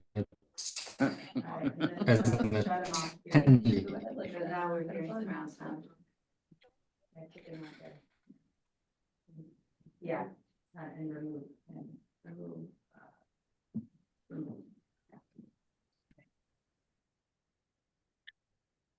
Well, while we are waiting we do have Joe on. So why don't I go to Joe's slides and we'll let Joe start talking about the Chrysler Scio site, and then we'll let Dan come back in and he can join us when he gets his audio fixed. How about that? Sounds good. Great. And let me just go here to this. Okay, so let's try this again. Joe, how you doing? name's Joe Rogers. I am a geologist in the hazardous waste. Hey, Joe, we can't hear you. You sound really far away. Your audio's got a feedback loop on it. Sorry about all these technical problems. Is that better? It's still got a little bit of a, do you guys hear it on your end, a little feedback? Yeah. Is it possible to do a headset, Joe? No, I don't really have one here. Sorry. Get rid of my video, see if that helps. How do you, can you guys hear him all right, or is it it's a little Yeah, better? there's feedback. I don't think it's related to the video, Joe. I think it's got something to do with your settings on your mic and your speaker on your computer. Okay. Okay. Start,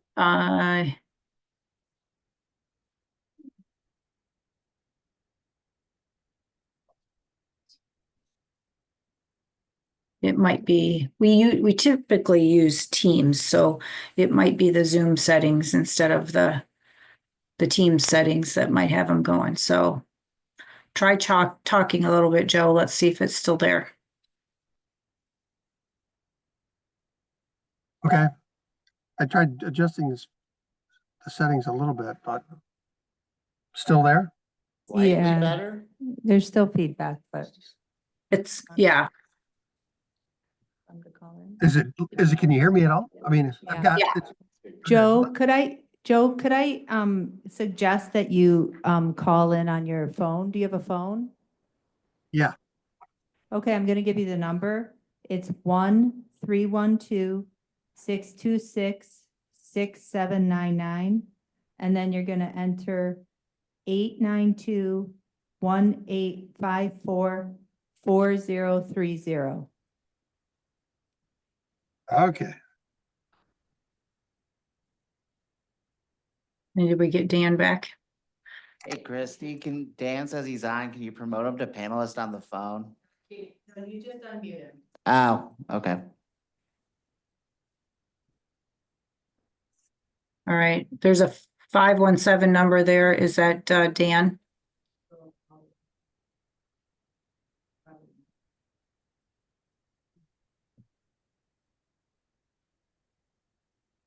Sorry, guys. This is unfortunate. Followed by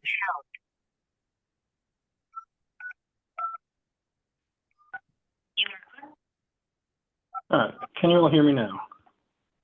Yes. Dan, is that All right. you? All right, Okay. I'm on, but All right. no one could hear me. Joe, you want to mute yourself real quick? And then I'll go back to Dan's slides. Sorry, everybody. Okay. Yeah, There. All right. right. Go ahead, Dan. Except you just muted yourself, Dan. So unmute yourself again. There we go. I'm unmuted. Perfect. Go for it. All right. I think we're on the, is this my second? Yeah, it's my second slide. Cool. All right. So we're talking about BEAs, what they are. So I'll go quick. So a BEA is a document that describes the results of environmental evaluation for a property at the time of purchase, occupancy, or foreclosure. And it generally includes two phases. Phase one is a file review, a site walk, and a survey. Phase two will generally include some sampling based on any recognized environmental conditions. We call those RECs. That is noted during the phase one. So media sampled could include soil, groundwater, surface water, air, or materials.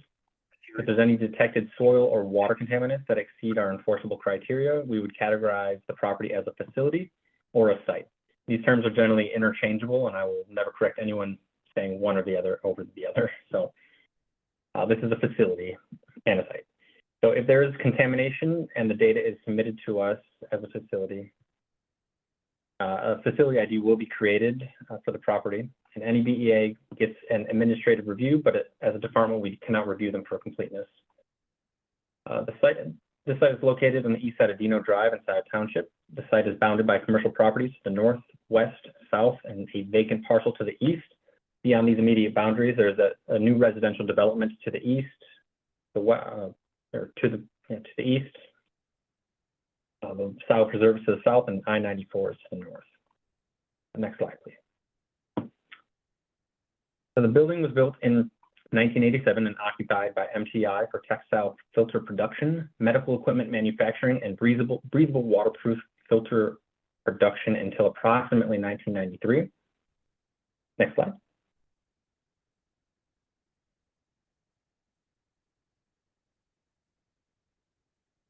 There are surface water bodies 1,000 feet to the south in the Scio Preserve and the Honey Creek tributary that runs through that.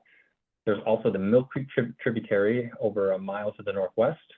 And groundwater is first encountered at a depth of 12 feet, and we infer the shallow groundwater to migrate to the south-southeast based on the proximity to the wetlands and the drop in elevation.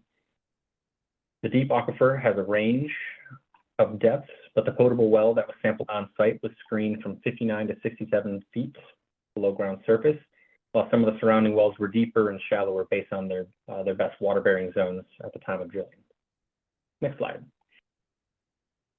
The exact point source of the PFAS at this site, PFAS contamination is unknown, but PFAS compounds were used in the manufacturing process at the time.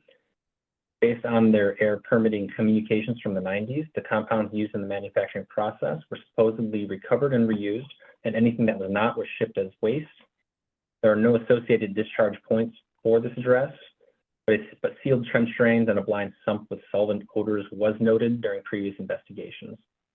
The sump was not observed during the 2023 BEA, and the integrity of any current or historical drains is unknown. Based on the inspection reports, the floor drains went directly to the sanitary sewer. PFAS compounds and chlorinated volatile organic compounds may have been emitted from the vent stack during the condensation and solvent recovery process. And air permit emissions for the process calculated a 95% solvent recovery, but PFAS was, of course, not taken into consideration for acceptable emissions at the time. Close to surface, PFAS soil concentrations from beneath the building slab were quite elevated when sampled as part of the BEA and could indicate poor housekeeping with chemicals or potential cracks in the slab beneath former equipment. Next slide. Based on the BEA data, shallow groundwater sample results exceeded drinking water criteria, the MCLs, for PFOA and PFNA at the temporary monitoring well, which was screened from the 10 to 15 foot interval. Analytical results from the on-site potable well indicated PFAS detections above laboratory reporting limits, but there were no Michigan or EPA drinking water MCLs that exceeded. Groundwater flow direction is again unknown, but it is assumed to be south-southeast based on previous investigations from that area, topography, and bounding wetlands to the south within the Scio Preserve. Next slide. Working with the health department and toxicology, potable wells to sample were identified based on the radius of the site and the inferred groundwater flow. There are also no high capacity wells within a 1 mile radius that would influence local groundwater migration. The surrounding wells were reviewed and sample request letters were mailed to property owners in November 2024. Next slide. In December 2024, samples were collected and for analysis from 12 locations that did grant access. 11 samples were non-detect for PFAS, while 1 had a detection below the MCLs. On this figure, you can see the green dots as locations sampled with non-detect lab results. The purple dots are locations that were not sampled since access was not granted. And while sampling the approved wells, field staff did knock on all the doors of the purple locations to see if they could allow access for sampling, but we were either told no or there was no response. The 2 yellow dots are where we had PFAS detections in the potable wells, but the results were below drinking water standards for Michigan. And we did do a comparison to the EPA values, and the results were also below those MCLs as well. The source of the detection to the northwest is an unknown, but all the aquifers in this area are generally interconnected, and the well of this location is deeper than the one at our site, which we'll see in the next slides. We do have a non-detect further to the northwest of that anomalous yellow detection as well. Potable wells were sampled in all directions of the source property, and based on the sampling results, of non-detect and below the most stringent MCLs for all detected analytes. RRD, toxicology, and the health departments do not intend to resample the potable wells at this time. Next slide, please. So we put together a cross-section of all the well logs, the potable wells in the sampling area seen here, going from the northwest to southeast. We have an A to A prime transect there. Next slide. You can see the shallow water-bearing zone drops in elevation as we travel to the southeast, left to right. That is where our temporary well is located. You can see just a little bit of it in that, the yellow sand there. And the well with the detection to the northwest of our site is in a deeper water-bearing zone than our site, and migration may have traveled radially to that location. Next slide, please. So we worked through the MPART process thus far, and it is now on RRD to complete the liability determination, which will guide our next steps. So a few things on that. Liability can be complicated under our Part 201 statute. If a liable party is identified that owned or operated on the property after June 5th, 1995, obligations are triggered.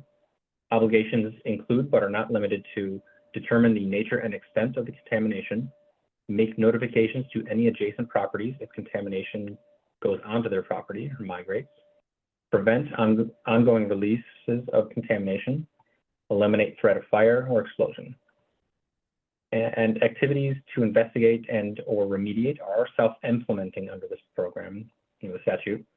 There are no reporting requirements or deadlines. If a liable party is not identified, the state may investigate and or remediate. If the state the state cannot spend taxpayer money if there is a liable party unless there is an imminent and substantial endangerment. For example, threat of explosion or fire.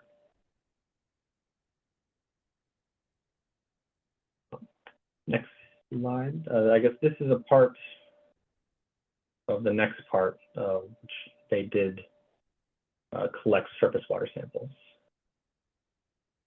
These are not my slides.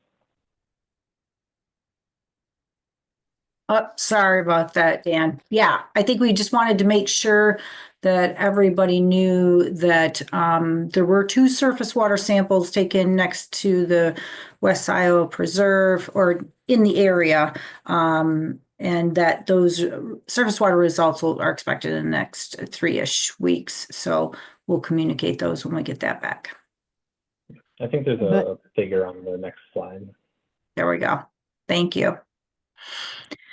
Yes, so they're in the area, and we did have some other samples collected a little bit of ways in 2018 and 2020 as well.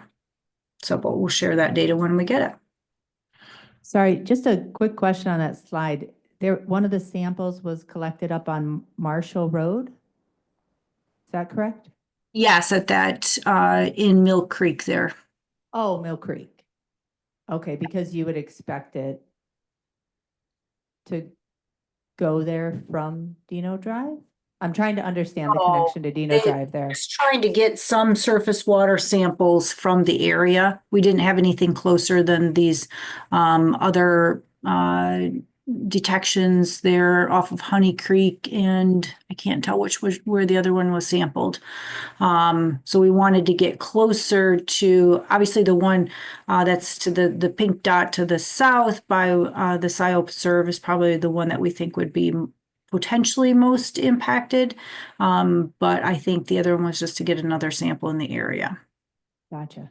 I guess to go along with that, are we only looking at things that are part of the watershed? Because there is large detention ponds that are closer than those 2 sample sites.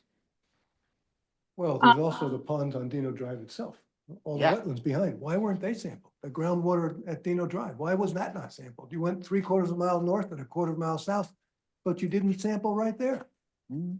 These are not intended to be investigation samples. These are more regional samples for surface water monitoring. So it's not intended to be an investigation of the site as much as it is to understand the influence on the potential area.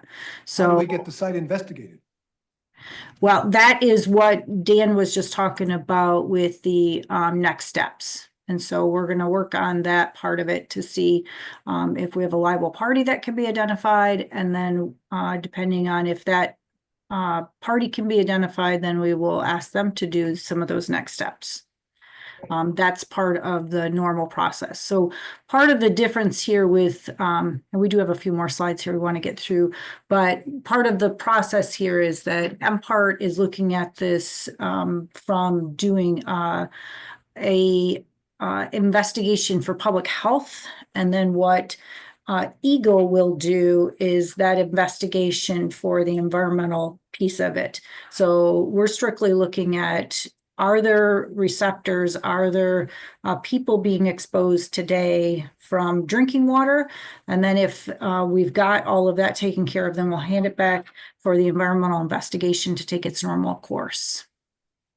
So a little bit different aspect, because we normally would work from the site and work out. In this particular case, we just go right to the receptors to try to understand if there's any public health concerns, and then use that information to help the district staff and EGLE actually try to better understand the site and see what next steps need to be taken at those sites. That makes sense. Thank you.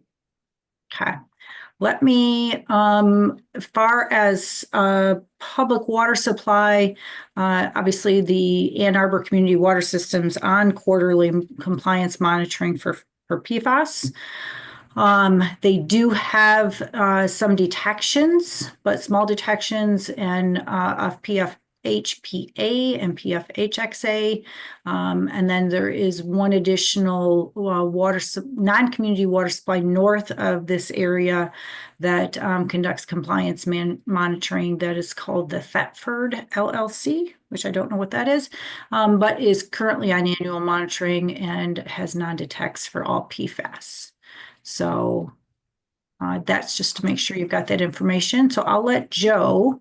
Joe, were you able to call in or try your hand at your computer again? Tried my hand at the computer. How's this? Better? No. No? It sounds like you're in a tube. So maybe get close to the microphone. How's this? It's loud enough. There you go. Still not great. Not great, but it's. Yeah. I won't turn on my microphone so you won't see my chin. So yeah, my name is Joe Rogers. I'm a geologist in the hazardous waste section at EGLE, and I am the site lead for the Scio, Chrysler Scio site. And this site is located down near the corner of Zeeb and Huron River Drive. Has kind of a long history. It was developed in 48 by King Sealy, and then Chrysler bought it in late 60s. And then they sold it in 82. And then the current owners there kind of use it, warehouse it out to various tenants.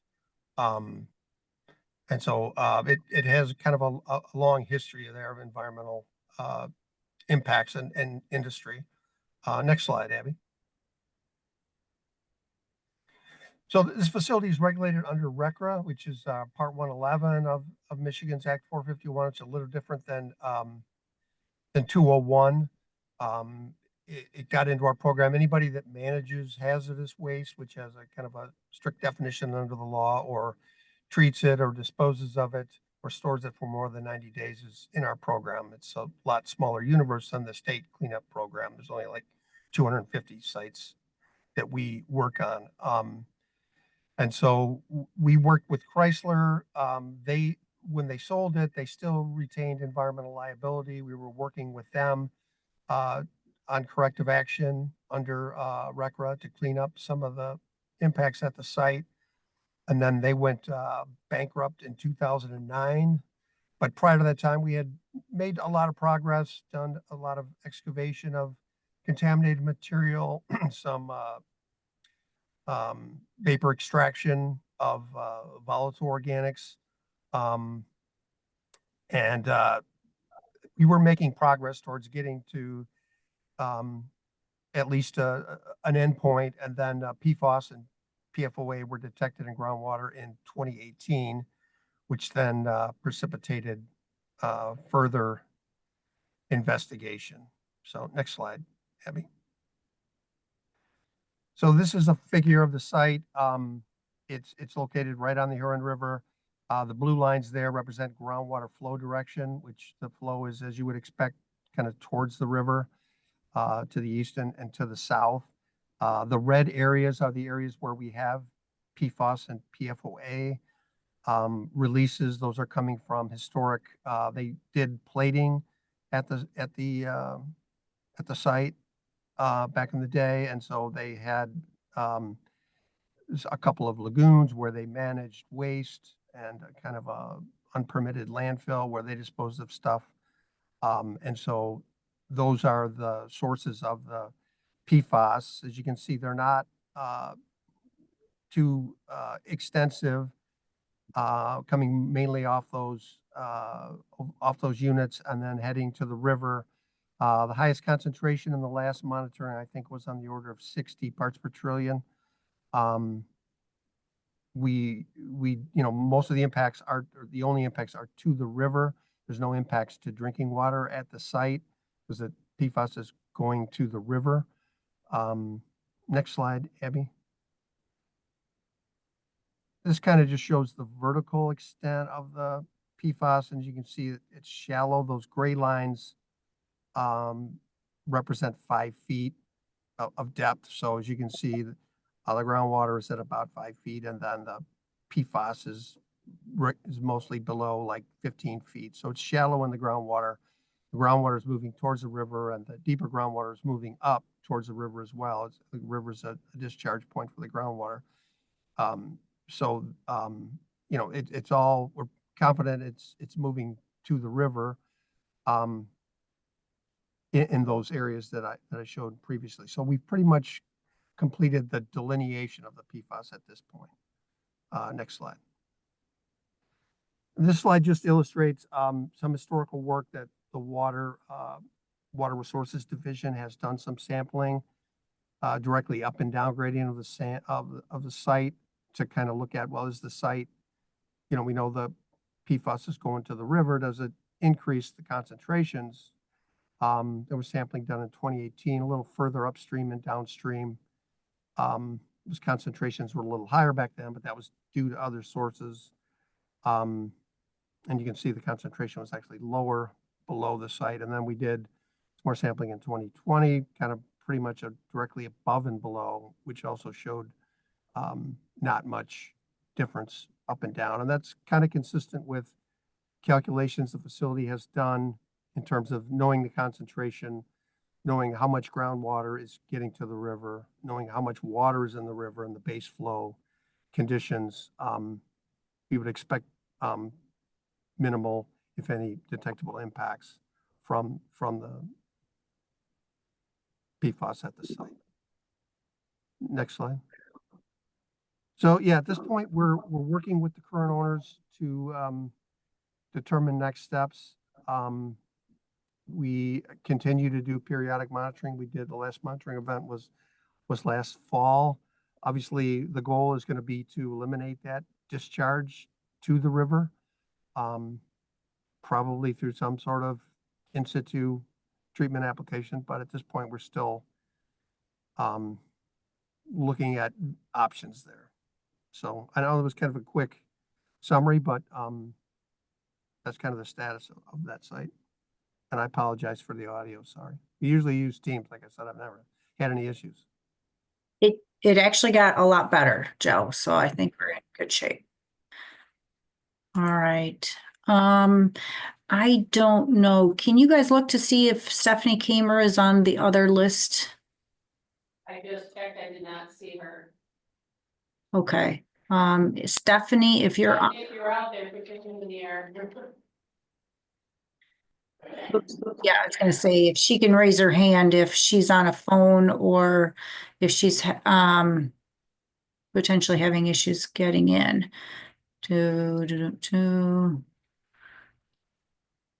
Otherwise, I can I don't think we had anybody else. Let me just look at your list here, sorry. All right. Let me just check one more thing before I.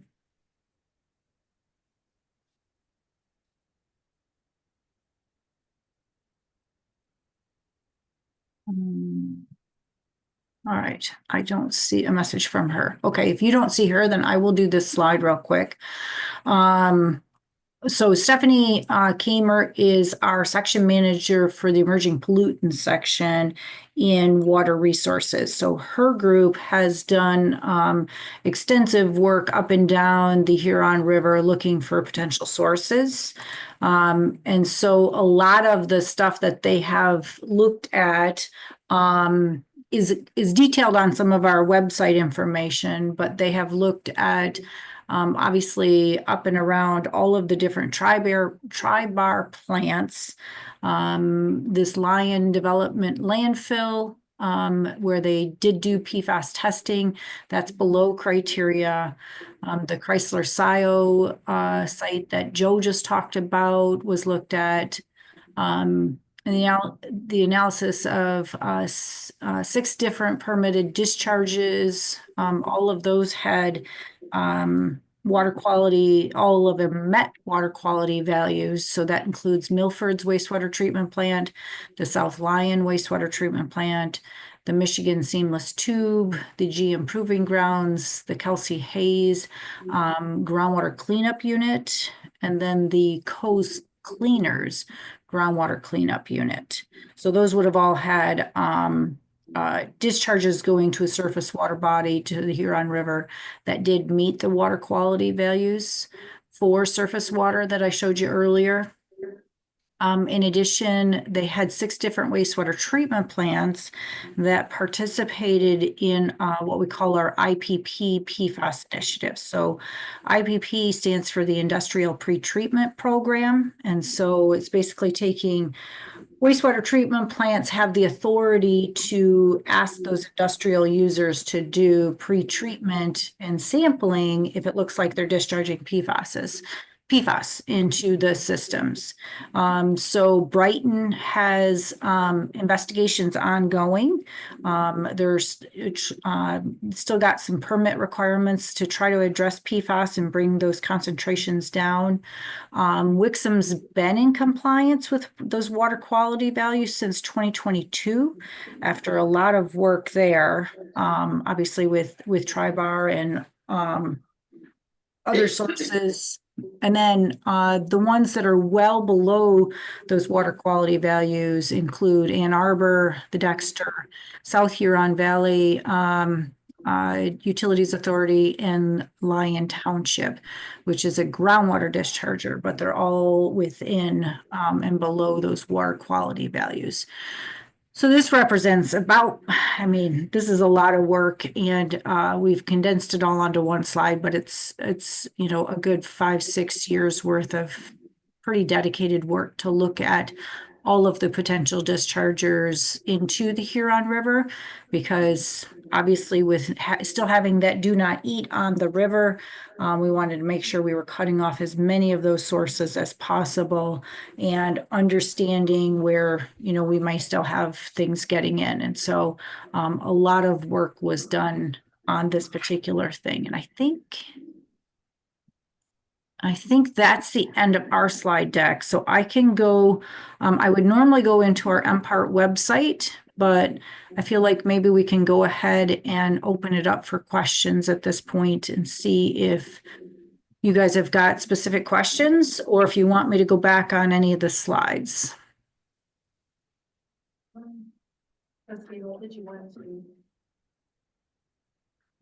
take it from here? Do you want? I know that there was a question about filtration methods that individual homeowners could use. Could you talk about, you talked about testing, you showed you talked about a little bit about the filtration methods, but is there anything more on that you can add to it? Let's see, I want to say it's this slide. So the biggest thing that we are normally offering to our homeowners who we may test is those under-the-counter filters. There are other filtration methods that can remove PFAS, including whole house filters and reverse osmosis.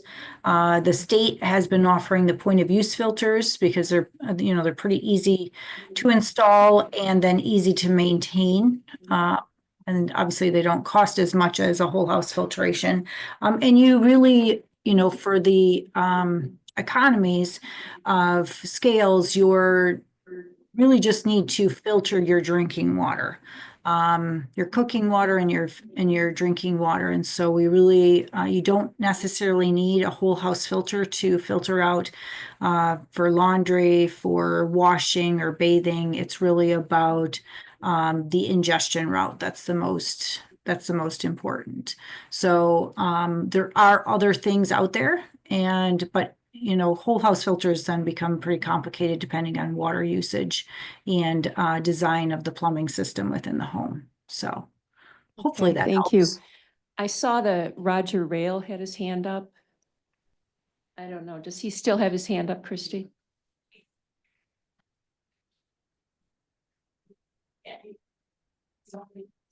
Go ahead. He might, I'm assuming he had a question on this issue, the filtration. Okay, yeah, I have a couple questions. Let me bring them up.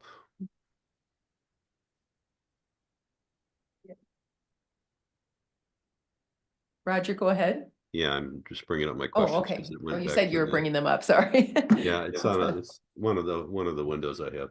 So if you go back to, if you can share your screen, Abby, Mm-hmm. go back to the presentation. We'll start with slide 48. At least that's what it is in mine. It's the This one? surface water sampling. This one? No, there you go. Yeah, that's it. So the first question is, are all PFAS readings on the slides also available on the MPART PFAS map? Oh, I'm glad you asked that. Here, hold on, let's see if I can get that. I should show you real quick, as long as you can see my screen. Yeah. So this is the MPART website. Right on the front page, we have our GIS system. And on our all of our data is open source, so you can download all of the data if you really want to get geeky, and look at the data. I've been known to do that. I know. I love people who like to really get intimate with their data here. So let's see. Zoom in on Scio Township and see if all these are Yep. out there. I know I see you have hexagons, and you have to go into a hexagon to see all the readings that are in that. That's for drinking water. Those are for municipal water. So hold on, make sure I get to the right spot. And oops, I think I got a little too Further far. north. Yep. Here, hold on. Let me make sure I go washed enough for Dino Drive. There we go. Dino Okay. Drive is one, So just so everybody can see, the purple dots are the MPART sites. The or pink fuzzy dots are areas of interest. All of our surface water are these green squares. And then I will turn off the public water supplies, but basically any public water supply you come into, you can hit the results and you can see who was sampled, what their actual sample results are. You can go through and look at each one. So that data set's getting updated yet here in the next month or so. But you were asking about surface water. So if we if go you zoom in a little bit more on Dino Drive, I want to see those two surface water samples. So these two dots are fish samples, right? So this is going to be first sister lake. Sampling results going to be now not all of these will be PFAS. We loaded the whole data set for the fish because it was too hard. So like anything from the 90s is going to Mhm. be PCBs and mercury. Okay, what about the ones to the left, to the west of that, that are on your slide 48? There's two little green squares. Okay, yep. So the green squares, That's after the confluence of the Sister Lakes drain and the U of M drain. It's a major tributary to Honey Creek. you're talking about the green squares, this one here then? Yeah, so that should have that reading, that 1.56, I guess, parts per trillion, is it? Yes, that would have been a PFOS, just the PFOS. But to answer Okay. your question, all the data is here. So Okay. if you want to look at all the data, it's here. But Okay, okay, other well, that's thing- enough. Make sure that it's on that map and we can get to it. Now, those two readings, there and the one on Honey Creek proper before Dexter Road, if you close your window there, your pop-up, close your. Yeah, let me you'll close see it. Come on, close it. up there. Close, There you go. close. There we The go. one just northeast of that, right there, yeah. So that's from Honey Creek itself. Mm-hmm.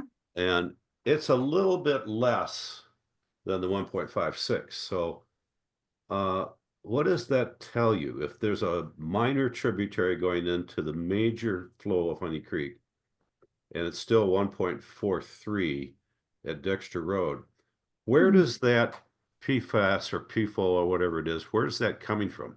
And I will tell you that I have a hypothesis that it might be coming from the Gelman site. I will tell you that it's very hard to find anything in the state much lower than that. Because we do have, our ambient surface water concentrations in the state are somewhere around 2 parts per trillion. Yeah, well, if you go up gradient, it's likely to get higher. Oh, for sure, for sure. Yeah, so that's what I'm just but saying. if you're So just looking that's at my like, comment on that one, is that yeah, maybe we should go up gradient in both of those tributaries before that confluence and sample near the source, where we know Gelman actually had PFAS in some of their manufactured filters at the original site. And I think what he sampled, it's not as easy to see on this one, but I think what he ended up sampling was this. I think he was able to get in here to do this sampling from this stream. Oh, really? Okay. I don't see it. That's what's on the map for the slide 44 that we were. But it's not posted to the database yet, right, in the map. No, because we don't have the results back. Right. Okay. All right. Well, that takes care of that. Yeah, but we do post, we'll refresh this data like every 6 months or so with a new fresh set of all the surface water data.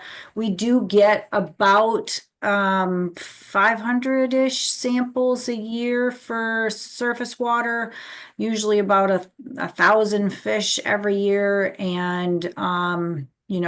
40-ish. Can you scroll the east and north? East and north. And a little bit more to the east. And just get a little bit more. See where the confluence of I-94 and M14? And just north of that, there's an offshoot right there. Yeah. Okay, so I just wanted to see if that's on there.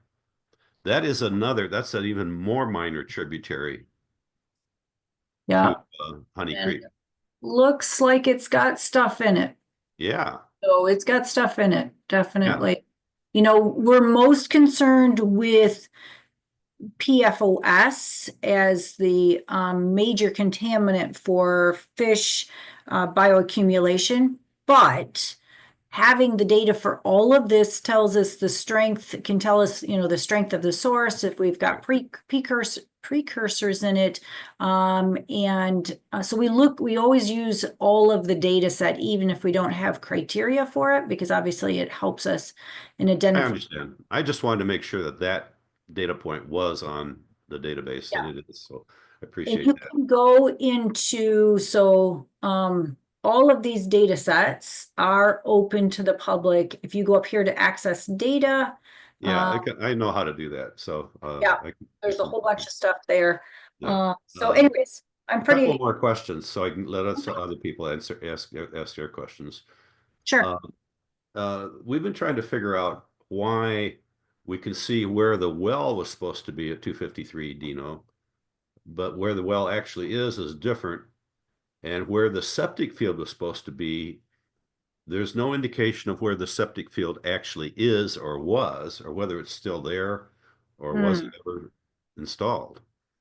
So that's more of a question for the Eagle Yeah. people. Dan, do you have any information on what you got from the BEA?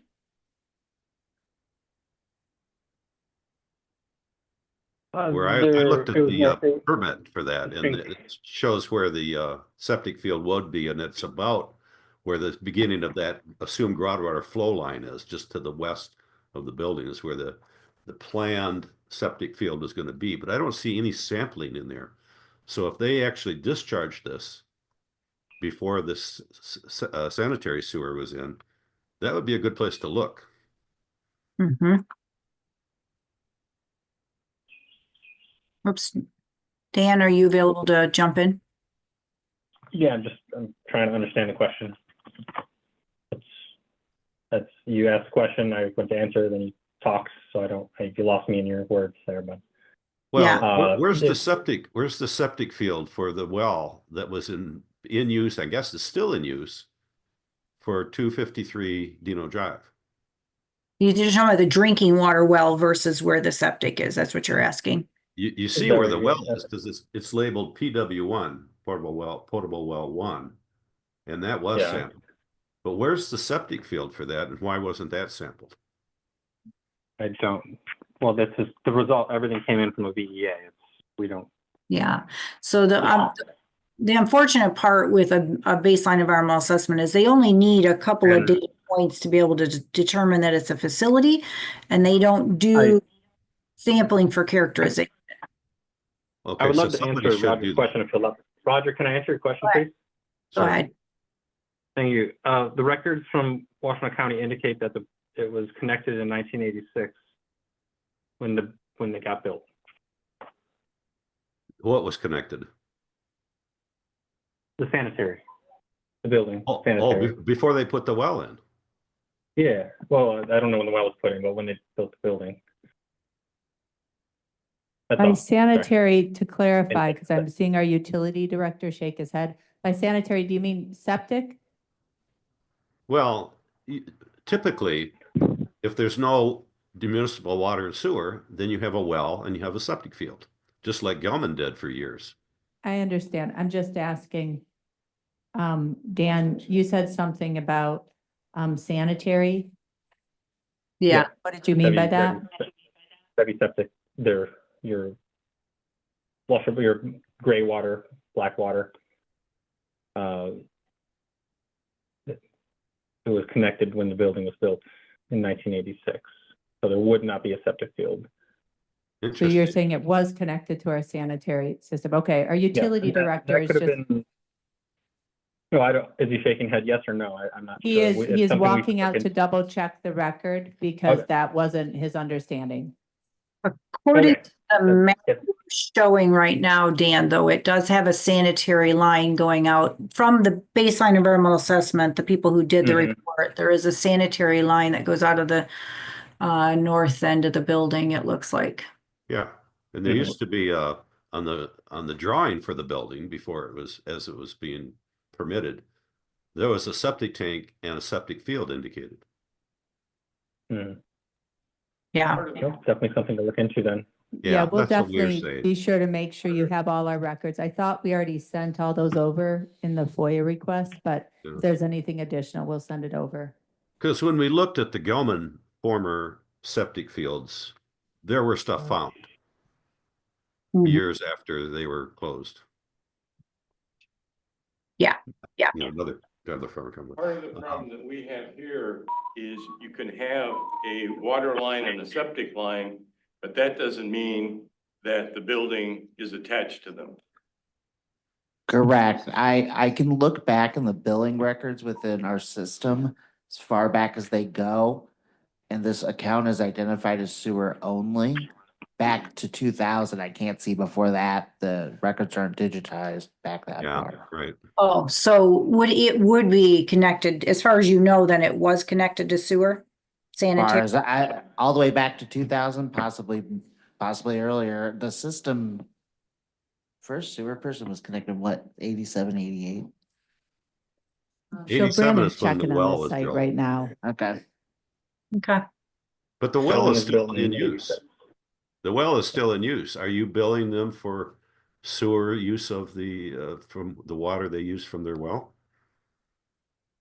Oh, yes, yeah.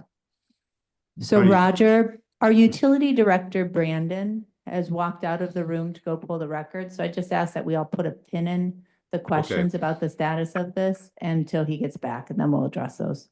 Yeah, so that was one part of the loose ends too, is like, has Dino Drive been using its well for drinking water or any other potable water in addition to municipal water? And is there a municipal water hookup, which is what Dan Bicknell was alluding to?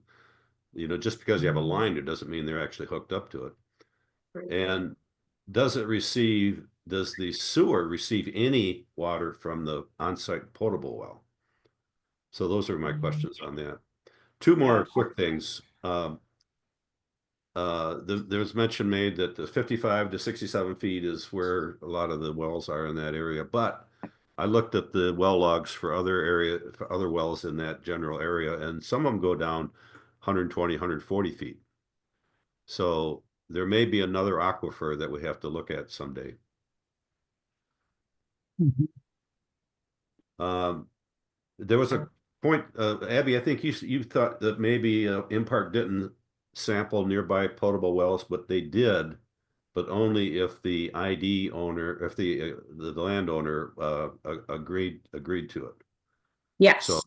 So there are some other wells right near there that were sampled. Yeah, unfortunately, Roger, when we go out and we send out letters to ask people for their permission to sample wells, I know.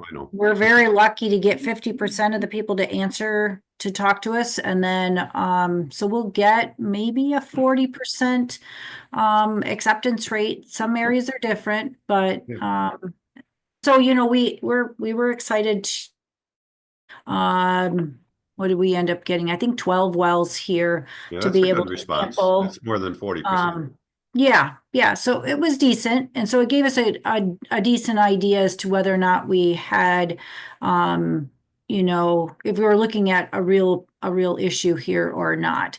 And so because we got those non-detects in the direction we thought groundwater would be flowing, we got non-detects in several directions actually. So in this particular case, we were pretty happy with these results. Doesn't mean that there isn't additional work to be done for the on-site investigation, but at least for the public health response, we think we're in pretty good shape so that we can let the normal environmental investigation take the time that it needs to get that work done. Yeah, I appreciate it. That's a good presentation. But I will say that I took a look at the aerial photos on Map Washtenaw going back to like 1960 to see when Dino Drive was actually built and when the various buildings were built. And when Jackson Road got expanded out there, which I would gather is probably when they did the water sewer line that far. 2006 or so. 86. So there might be some there might be a gap in there where they were using a septic field, or maybe it was a preliminary sewer line. I don't know. Anyway, that's all. Okay, thank you, Roger. Our utility director, Brandon McNeil. Yes, I just looked up in our utility billing history. From what I see, according to our billing history, they connected to flat rate sewer in 1998. Whoa. Okay. So that's like 10 years. They might have had a septic field. Oh. Yeah. The whole time before that, they would have a septic field, more likely. Yeah, thank you. Brennan. Thank you. And it should be, when they do these baseline environmental assessments, and I can't say that and maybe Dan can talk to this, but if a septic field was used and was ever used for anything more than just bathrooms and normal wastewater, they should have identified that as a recognized environmental concern and at least put it in the BEA, even if they didn't sample it. But I don't know, Dan, did you get a chance? Do you remember seeing anything like that in the BEA? I don't.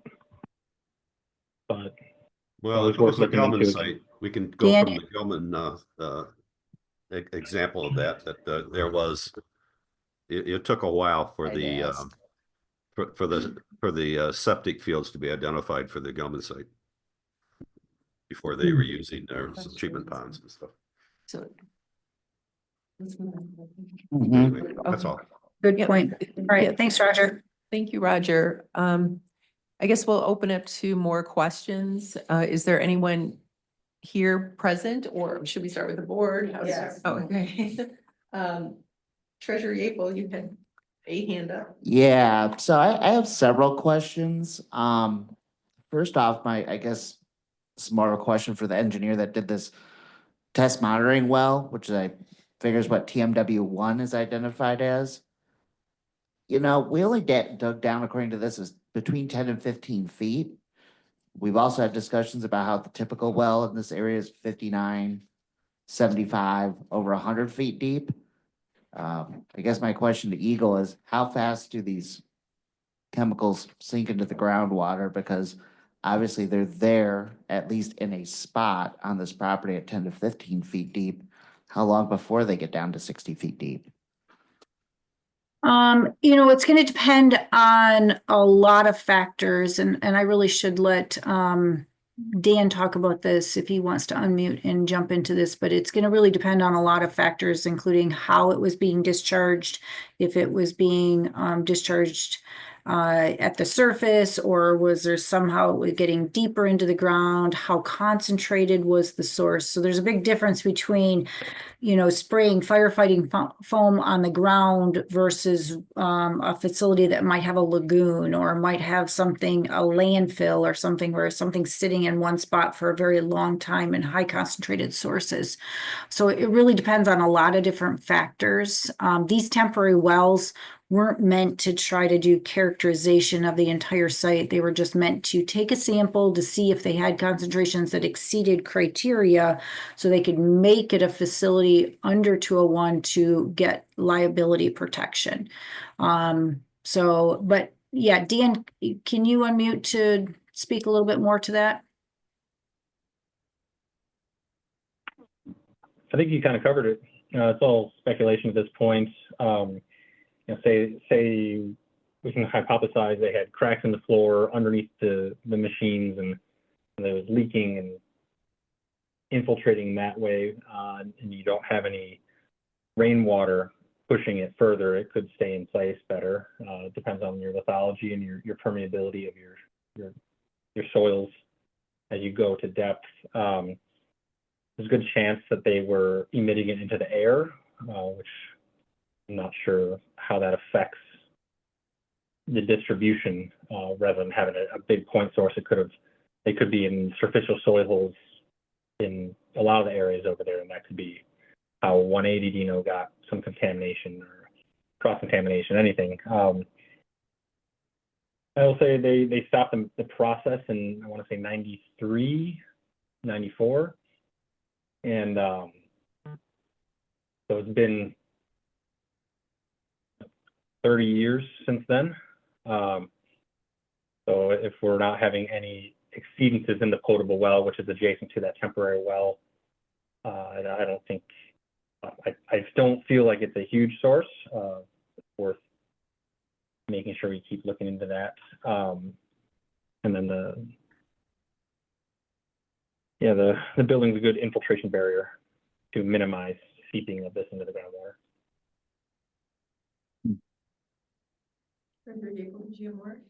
I'll defer to later. I appreciate that answer, but I'm still not, I guess, impressed at this point. Well, I will say that we're never impressed with BEAs either. So, you're not alone. Trustee Riser. I don't have a question at this time, and I have a bunch of questions, but I want to invite our Parks, Pathways and Preserves Director, because this is up to the table, because she might have questions about how this could impact the vernal pools that are nearby or the nearby properties that the public goes on, and also our Utilities Director, because this might impact what the utilities has to do by way of this stuff. So I just want to invite others who have to deal with this to the microphone, maybe not mine, but I would yield, but to the table there. That's all I'm Okay, asking. could we, let's go on with the board members first, and I'm making notes to have, utility, PPP and utility. No, I'll wait. I know. Would you have questions though? Yeah, but I know, I see other hands being raised. You had your hand up after Treasurer Gable, so go ahead. And I guess when I saw the stuff in the water in the Huron River, and I know that there's a significant part of Scio Township that gets its residential drinking water or commercial drinking water from the Huron River, and might the existence of that PFAS as it gets into the Huron River be impactful and have to be dealt with by the municipality that provides Scio with its water? A lot of its water, not exclusively, but our commercial district relies on that municipal water, and that municipal water gets 75% of its water from the Huron River. Yeah, I think, obviously that's going to be an ongoing issue. Do you guys are you supplied by, Ann Arbor Water? Ann Yes. Arbor, Barton Pond. Barton Pond, yeah. So that's, obviously an ongoing issue for Ann Arbor. And so Eagle has done our best to try to identify all those potential sources. And then the wastewater treatment plants, again, going upstream to try to cut off all of those industrial sources as best we can. We will continue to put this particular site on all of our monitoring schedules so that we can, we'll take a look at the surface water results we get. If that indicates, we'll come back and do something closer.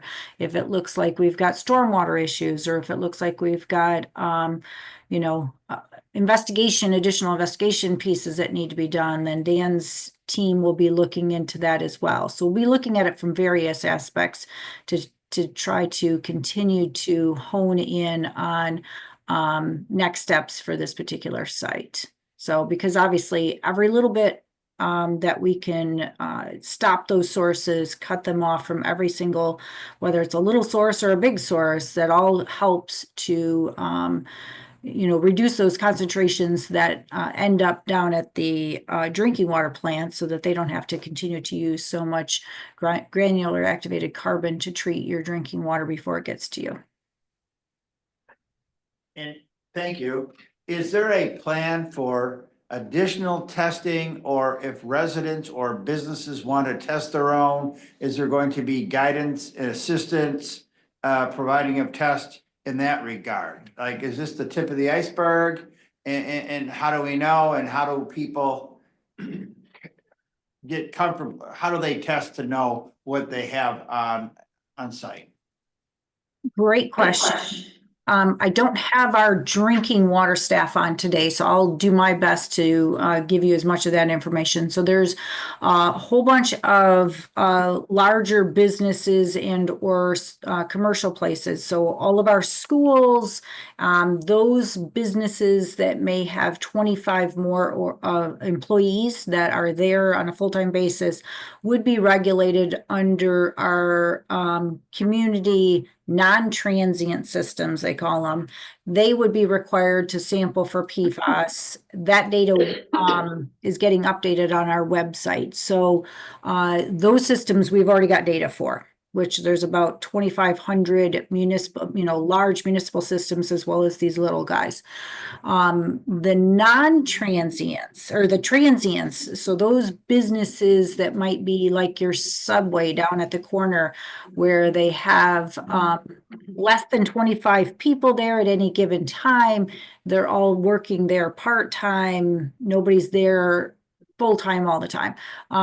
Those are the businesses that we're still working on slowly looping in to get additional testing done.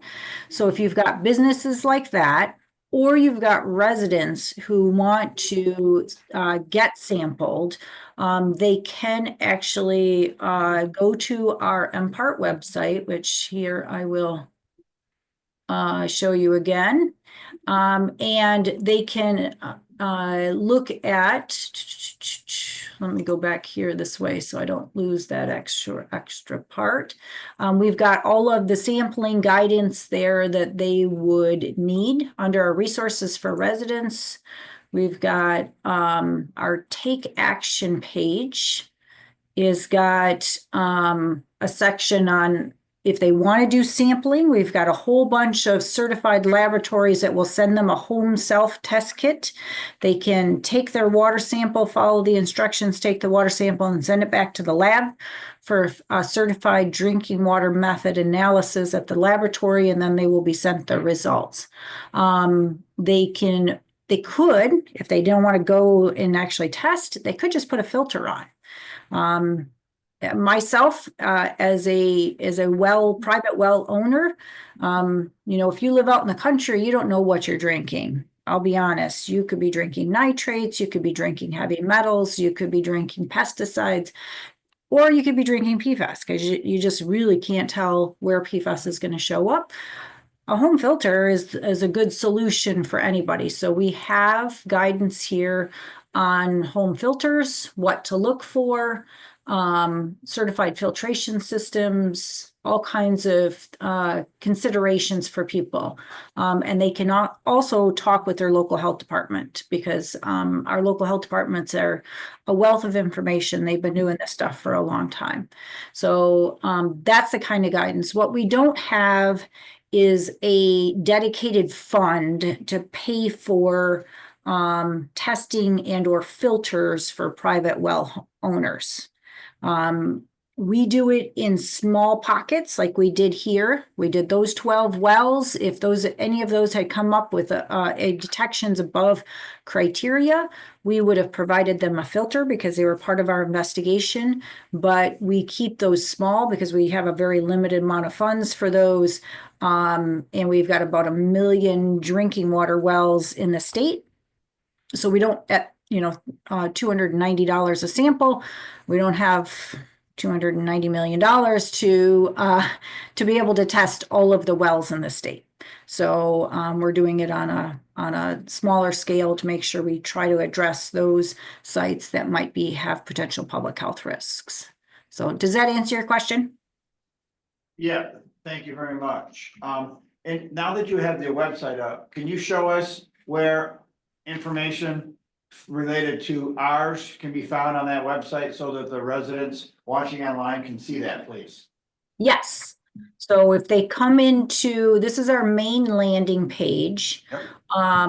And so this site was up a little bit ago under our what's new, but you can go in two different ways.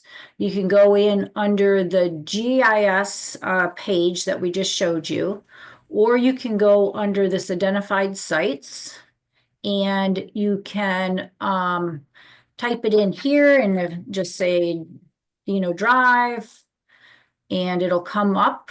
It'll have, there's the landing page for it. It'll have Dan's name and phone number, so you can call him with additional questions. Basic background, the map that we just showed you on the presentation today, a little bit about drinking water wells because everybody wants to know about that, and then any anticipated activities. So we keep these pretty short because ultimately, if you've got more questions, we want you to reach out to the EGLE site lead to get those questions answered. But lot of information there. If anybody, really wants to dive into PFAS information, we've got a lot of information on our site. Next is trustee Reed and then clerk Flintoff and trustee Brandt. Well, one thing that bothers me is on your sampling page, you have that long blue arrow and it says assumed water movement. And it's to the south. And I believe that was the assumption when we first started working with Gelman. And everybody was surprised when they found dioxane north of 94, directly due north from the site. And I'm wondering, why do you assume that the movement is south when it's my understanding, the little bit I understand about groundwater is that it's very unpredictable and it could be moving in any direction. So I'm concerned that you're not doing any in looking north of the site and not testing the surface water. So, that word assumption, what happens when you assume. So I would just ask that you look a little closer to the north. Okay, Dan, you want to jump in? Am I unmuted? Yes. All right, cool. Sometimes I get kicked off. But we do have a well to the north that was sampled, that was non-detect north of the site. And then we tried getting access to the additional wells around there. I believe some of them said no, but we have 2 green directly north of our potable well. We have 1, 2, 3, 4 there that were sampled and non-detect in the direction you're talking. It's always worth looking into any further work like that. We're waiting for our liability determination, and then we can get with next steps and add it to our list of things to continue to look into. Mm-hmm. So and if you have additional questions like that, feel free to email them to me, and I can make a running list of things once we move on to the next phase here on my end, just to make sure we're not missing anything that everybody has concerns over. Let me just understand, when you ask permission to test their wells, if they don't respond or if they say no, if they don't respond, no one goes out and actually knocks on the door and explains the importance of the situation? It's just, okay. Yeah, No. we did that during sampling. They canvassed all the ones that said no, they canvassed while they were sampling the other wells at the same time. Yeah, so we do 3 things. We send the letters, give them like a week or 2 weeks to respond. And then the ones that actually respond will make appointments. They'll go out there. But while they're out there, they're going to knock on all the doors that they are in the area that we wanted to get sampled. And so if they don't respond while we're out there, we'll leave them a door hanger that says, hey, we missed you. We would like to sample your well. Please call us to make an appointment. So we'll leave the door hanger, we'll knock, and we sent them a letter. And so we do try. And if they were to call us back today and say, hey, I just found your letter in the bottom of my junk mail pile. Can you guys come sample? We would still come out and sample them. So we've got many of these investigations that have gone on for, 6 months or so, just because we keep having stragglers come in, and we never tell them no, because data and getting people's wells tested is really important, and the data always informs our next steps. So it's really important to get those. But these are the ones that we were able to get, and like Dan said, we did get 4 green ones up to the north. We got those 2 yellows there, but we really assumed groundwater would go to the south towards the creek down there.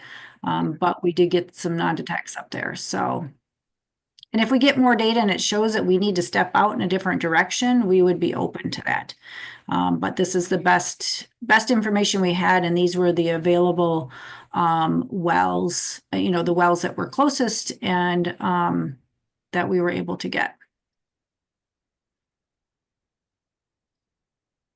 The Brandt, the clerk Flintoff said to go ahead. Oh, sure. I'm curious, is any of your funding impacted by federal funds?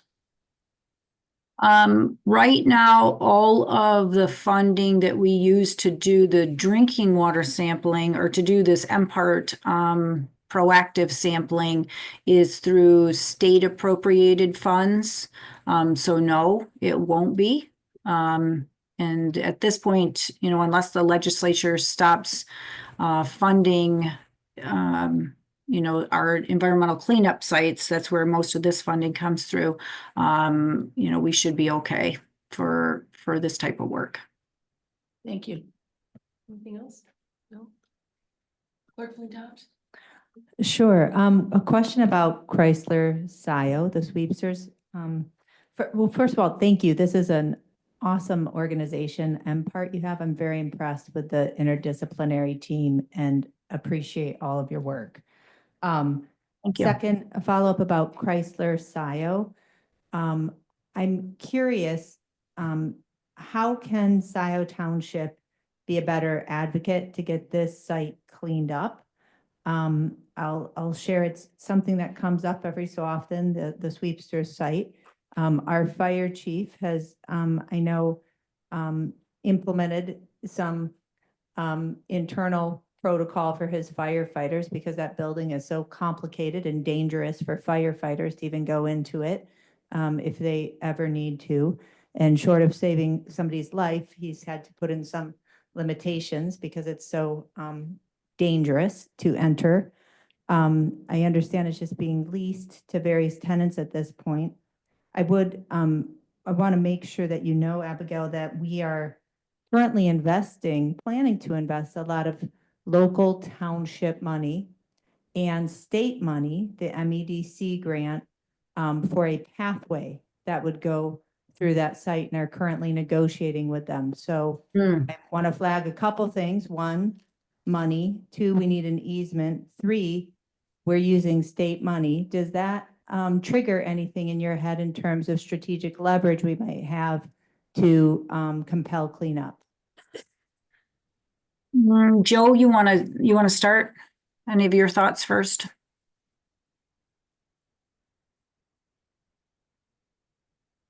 Whoops, we're not hearing you, Joe. How about now? There we go.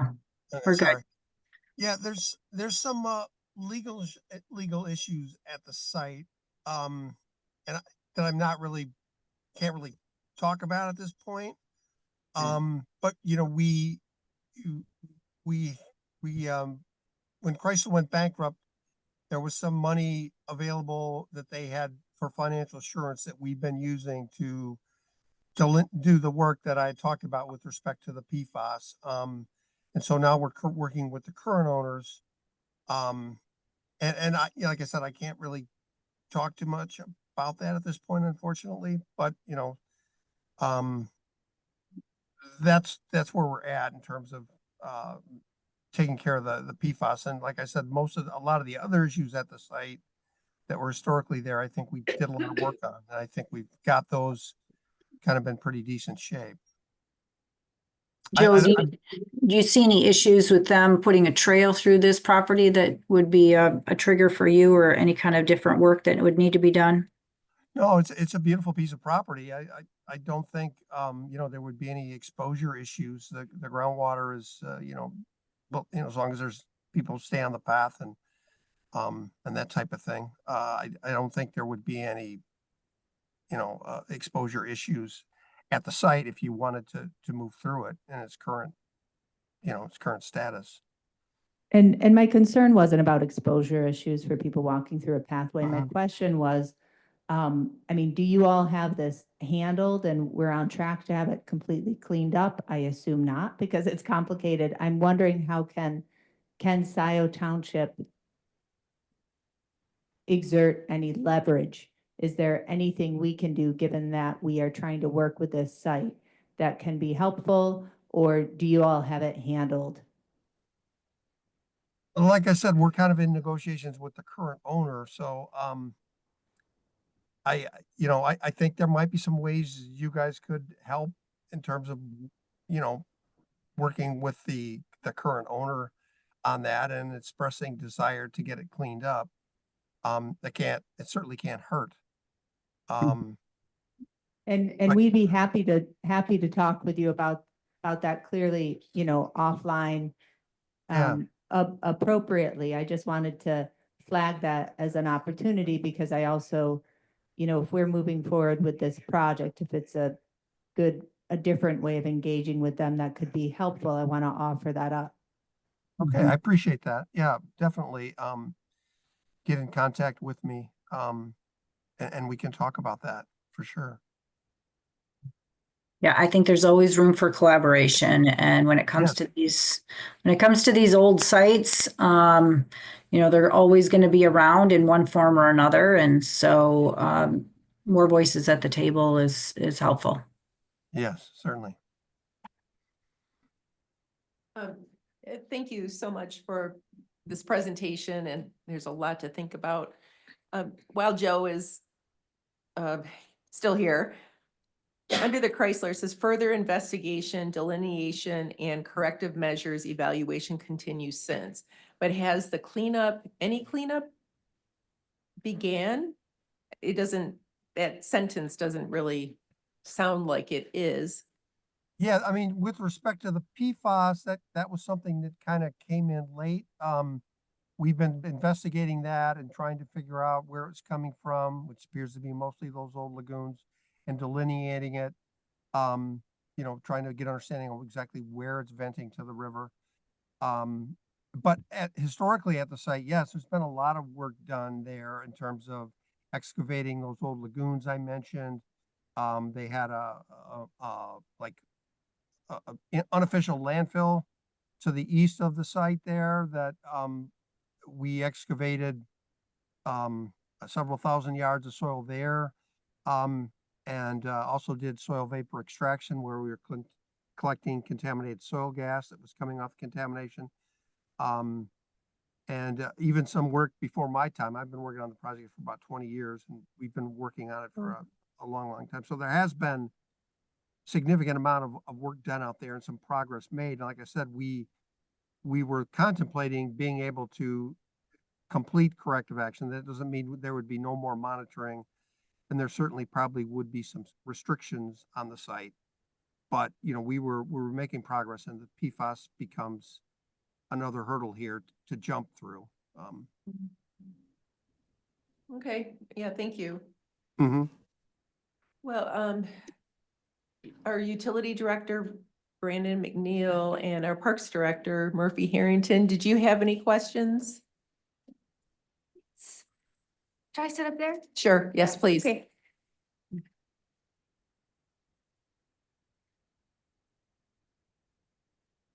Hello again, Abigail. Hi, Murphy. I just had one question. I think some of my questions have been partially answered. All of my concerns have to do with the surface water at West Scio Preserve and some of the standing water in the area, like the retention ponds. It sounds like, this is just what I inferred from what you had said, that the next steps before we're able to test any of the surface water is to determine liability for the site on Dino Drive. Is that correct? I'm going to let Dan start with that, and then I'll finish up. Go ahead, Dan. That is a good question.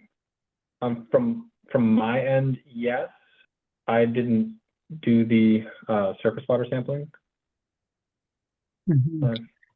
But as far as response activities at the site, we need to figure out who's liable first.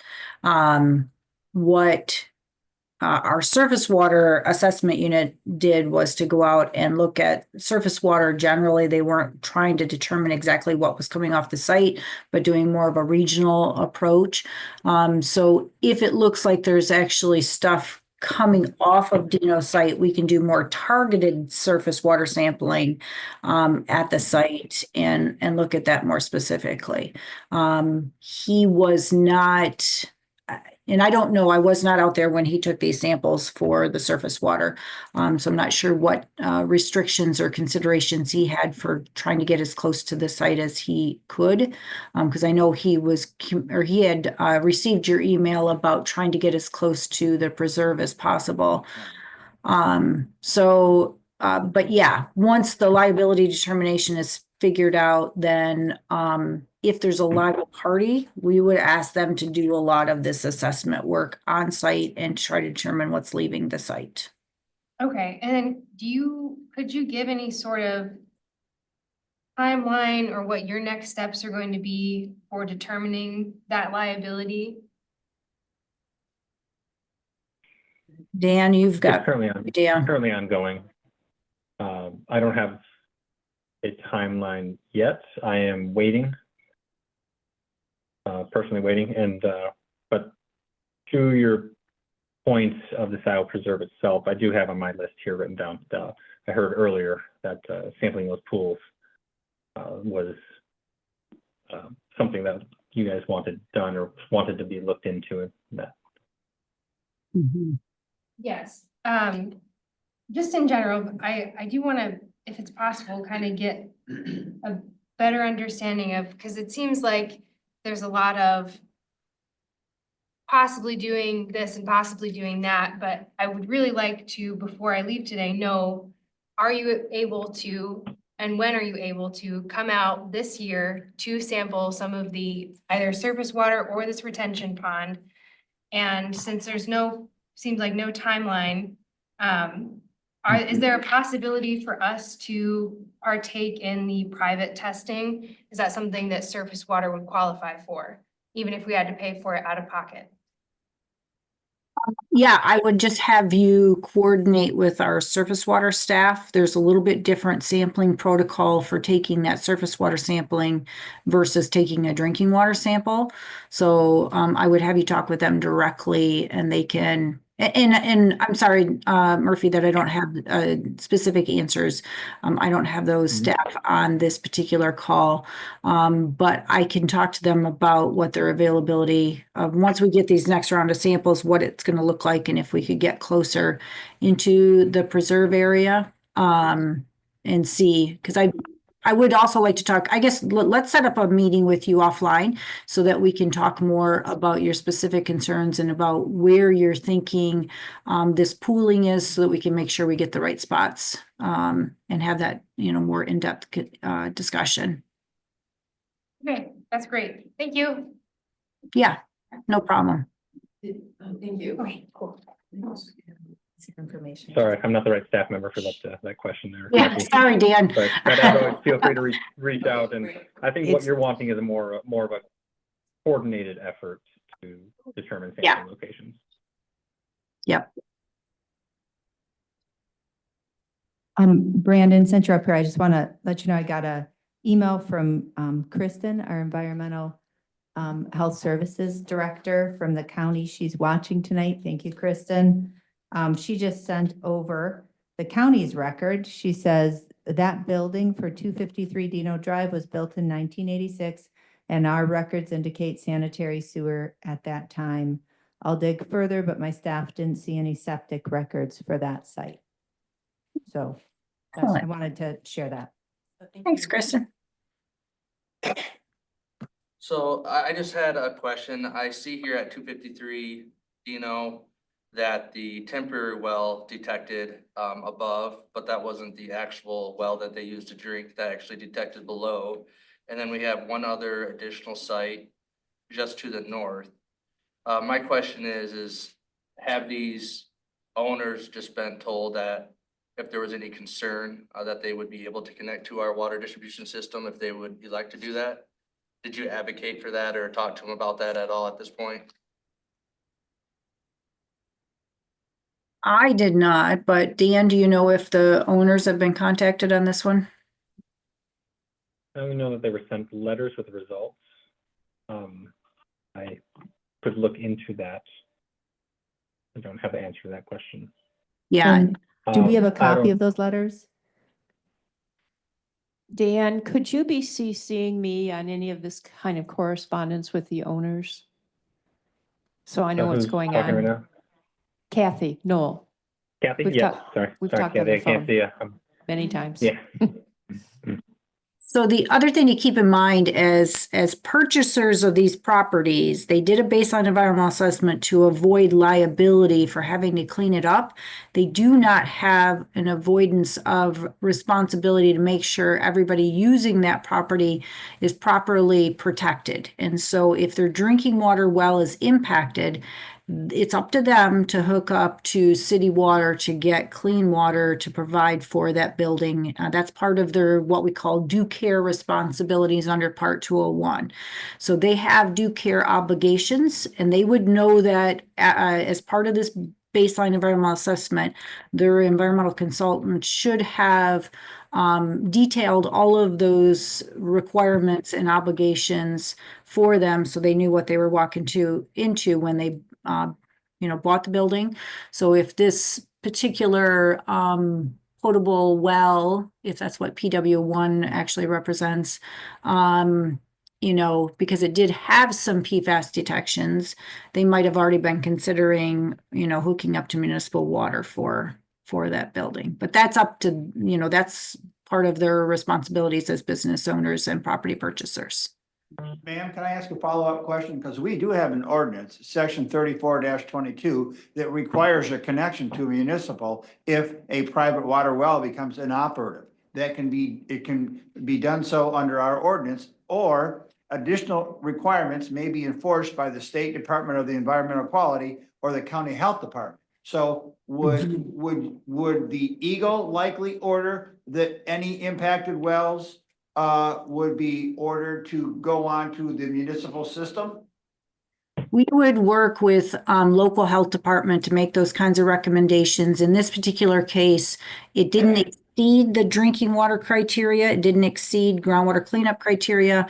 So I don't want to put words in local public health in Washtenaw County's mouth, but I doubt that they would, push to enforce that kind of a ordinance just because it's not exceeding criteria. So Well, our ordinance says inoperative or contaminated, and so we could enforce under our ordinance, but it'd be nice to have the cooperation of county and or state if appropriate. So John, I'm feeling you on the sentiment, but I'm just curious about kind of how consistent or inconsistent that would be with what we've done for the dioxane plume. For example, we have a lot of, areas that have detection of, private wells that have had detection of dioxane below the levels and drinking water standards. I'm sure there's others. I'm not advocating against it. I just want to look at the impact of that, because that might be quadrupling our system, No, I appreciate that. Yeah. I was really questioning. I would like to do something. Yeah.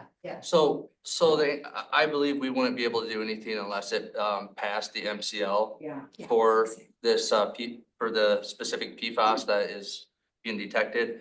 And I just wanted to clear up that there was no direction of going that way at this time, because clearly it's under that level right now. Okay. The only thing I wanted to ask was to see if there was any letter sent to them saying that there is municipal water located on the street, just in case they decide they want to do that.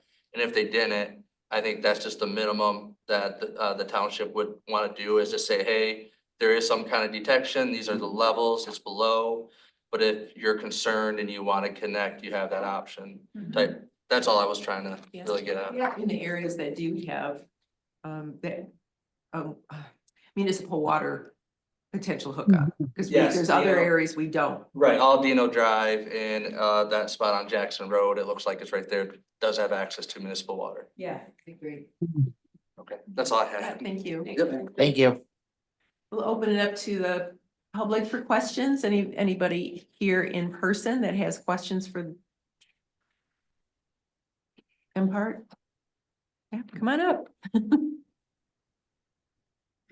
Not all at once, though.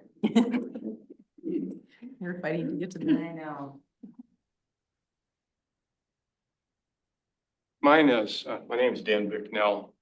and I'm a resident of Dexter, but was raised in Scio Township. I'm a president of Global Environment Alliance. And really, I just have some comments rather than questions. Although there are plenty of questions related to the site that need to be answered. Historical information shows that 253 Dino Drive in Scio Township has significant PFAS contamination of soil and groundwater. And I hope that MPART and EGLE conduct additional drinking water investigations and continue monitoring the drinking water to ensure protection of public health and the environment. MPART has assumed that the groundwater about Dino Drive moves in a southern direction and sampled drinking water wells mainly in the south. Yet groundwater studies at the local Gelman dioxane site show a northern flow. The other drinking water well with PFAS was detected northwest of Dino Drive. Mill Creek is a northwestern direction, and its subterranean features could influence groundwater flow towards the north. I believe these facts point to a northern groundwater flow direction about Dino Drive, not southern. And therefore, additional drinking water wells should be sampled in a northerly direction. As we all know, PFAS are highly mobile when in the groundwater and tend to readily leach from soil into the groundwater. PFOA was found at 320,000 parts per trillion in the soil at 253 Dino Drive. The US EPA soil screening level protective of the federal drinking water MCL is 61 parts per trillion PFOA in the soil. So it was found at 320,000 parts per trillion, and the US EPA cleanup level protective of drinking water is 61 parts per trillion. These high PFAS levels constitute a PFAS reservoir that will impact groundwater supplies into the future. I understand that the 2 Dino Drive drinking water wells have only been sampled once. At least one more sampling of these 2 wells is required to confirm that they are below the state and federal MCL drinking water criteria. This is just simple standard operating procedures at any contaminated site. If you find a contaminated well, you want to be assured what the real true result is, particularly at these very low levels of 2.5 and parts per trillion. You know, given that there is PFAS contamination in these 2 Dino Drive drinking water wells, there's extremely high levels of PFAS remaining in the soil and groundwater at 760 parts per trillion, as Ryan had seen, and again, 320,000 parts per trillion in the soil. And that additional sampling of drinking water is needed in a northerly direction. I believe that the only path is continued investigation and ongoing monitoring. And that would be the prudent and really required course at any contaminated site. I used to work for General Motors corporate environmental staff.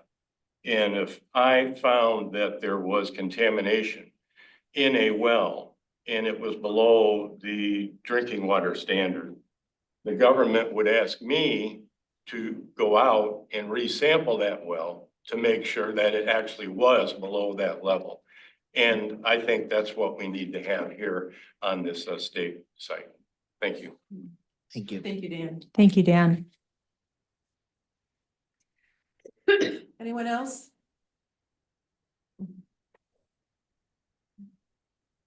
Hi. Evening, everyone. I'm Daniel Brown with the Huron River Watershed Council. I'm emerging contaminant specialist amongst other things. I'm also the Huron River Water Trail Coordinator. I just want to thank everybody for your very thoughtful questions. I want to thank Abby, MPART, EGLE, HHS for what I think was a really good presentation overview of the intersecting circumstances we have along Jackson Road, Chrysler site, and in the whole Huron River system. I particularly appreciated your comments about community advocacy and how can we potentially leverage community interest, particularly around the Chrysler site. Just want to say HRWC is standing by if you want to collaborate and think through those ideas. That's it. Thank you. Thank you. Thank you.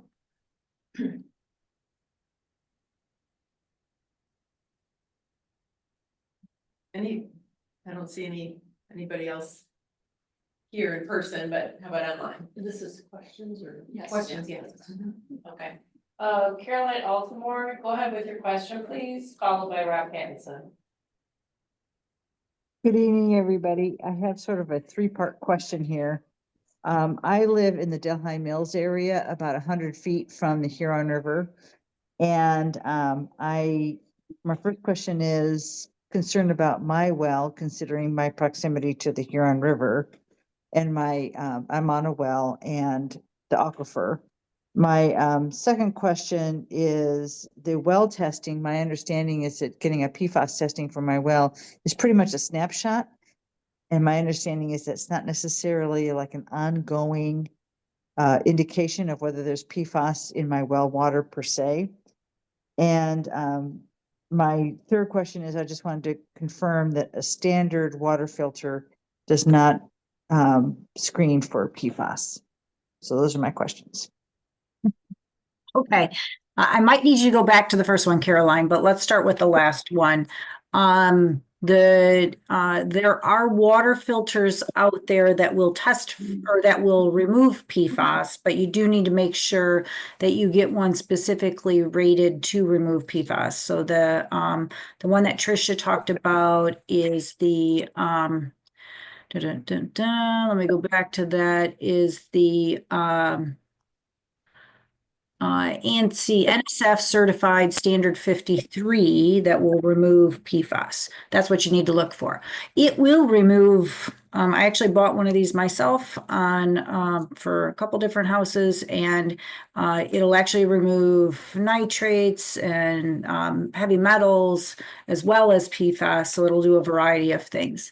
But most of the ones that you go to, we get a lot of questions about your refrigerator filters because those are carbon filters.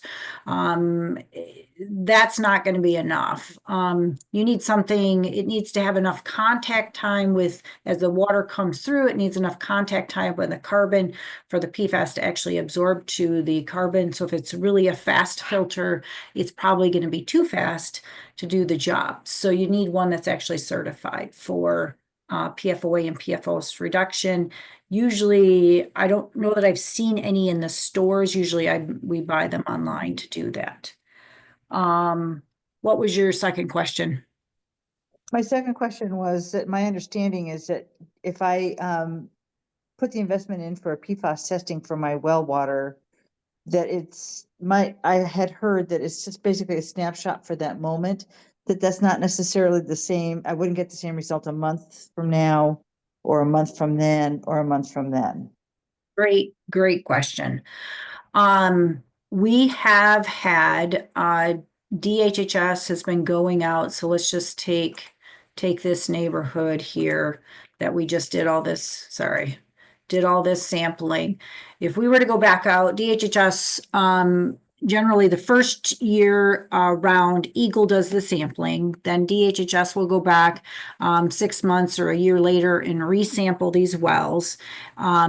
Generally, they've been pretty consistent.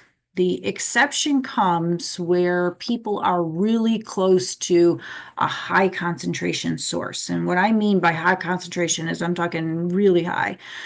So I have been in the Grand Rapids, Rockford area. So I know a homeowner who had the dump site right next to her house, unbeknownst to her. And her concentrations would go from 50,000 to 100,000 to 80,000. That variation is not typical.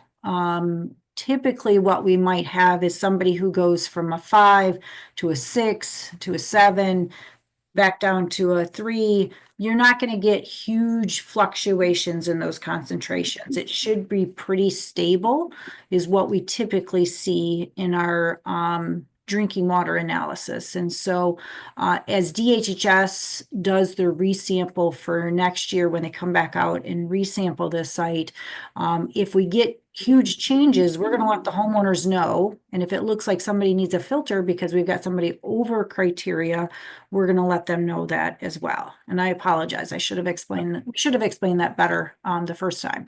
But I would still encourage you to get your drinking water tested.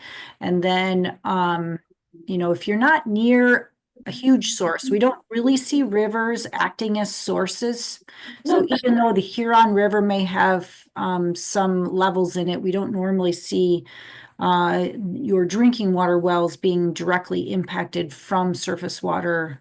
We have done a couple of evaluations where we were worried about that potential scenario, and we really haven't seen too much of that happening for drinking water wells. So what you're saying, Abby, is that even though I'm less than 500 feet from the Huron River, which is a source of PFAS, that my aquifer is probably not, I mean, I should still get tested, but my aquifer that my well pulls from is probably not affected?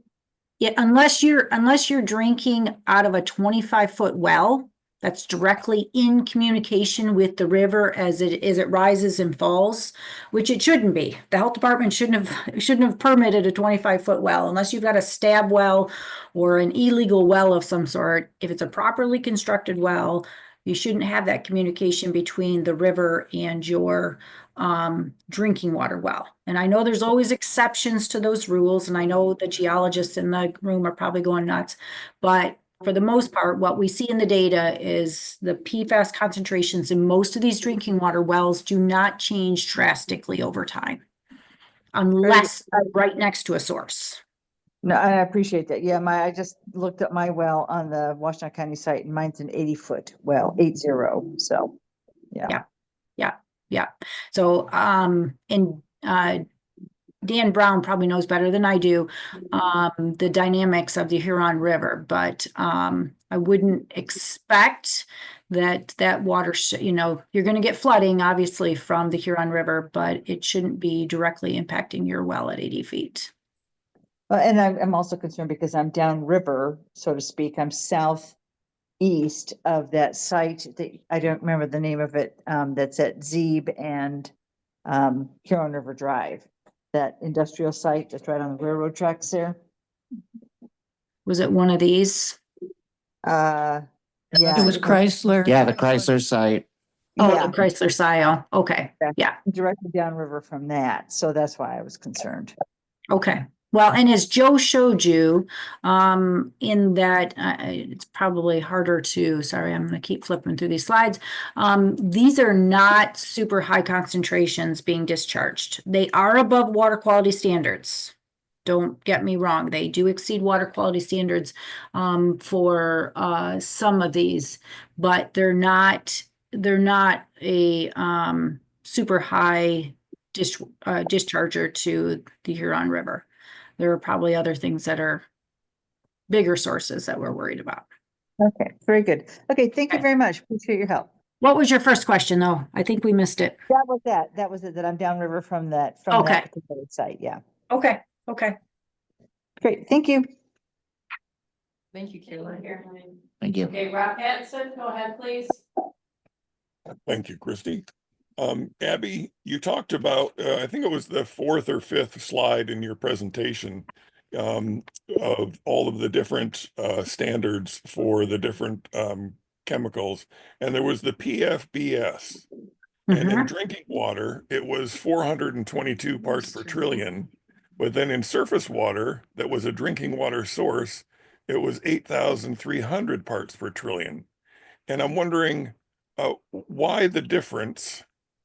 Oh, there you go. Yeah, you got it there. Okay. Is that the whole question? Yeah, that's the first one. Okay. It's going to be based on a variety of factors. So PFBS, where you're drinking that water specifically, you're going to have a 420 parts per trillion based on, direct consumption.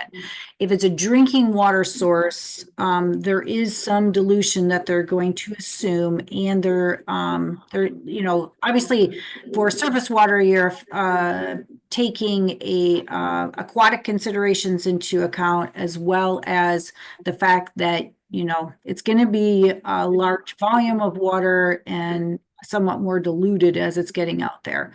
So that's the biggest difference is that those aquatic differences are there as well.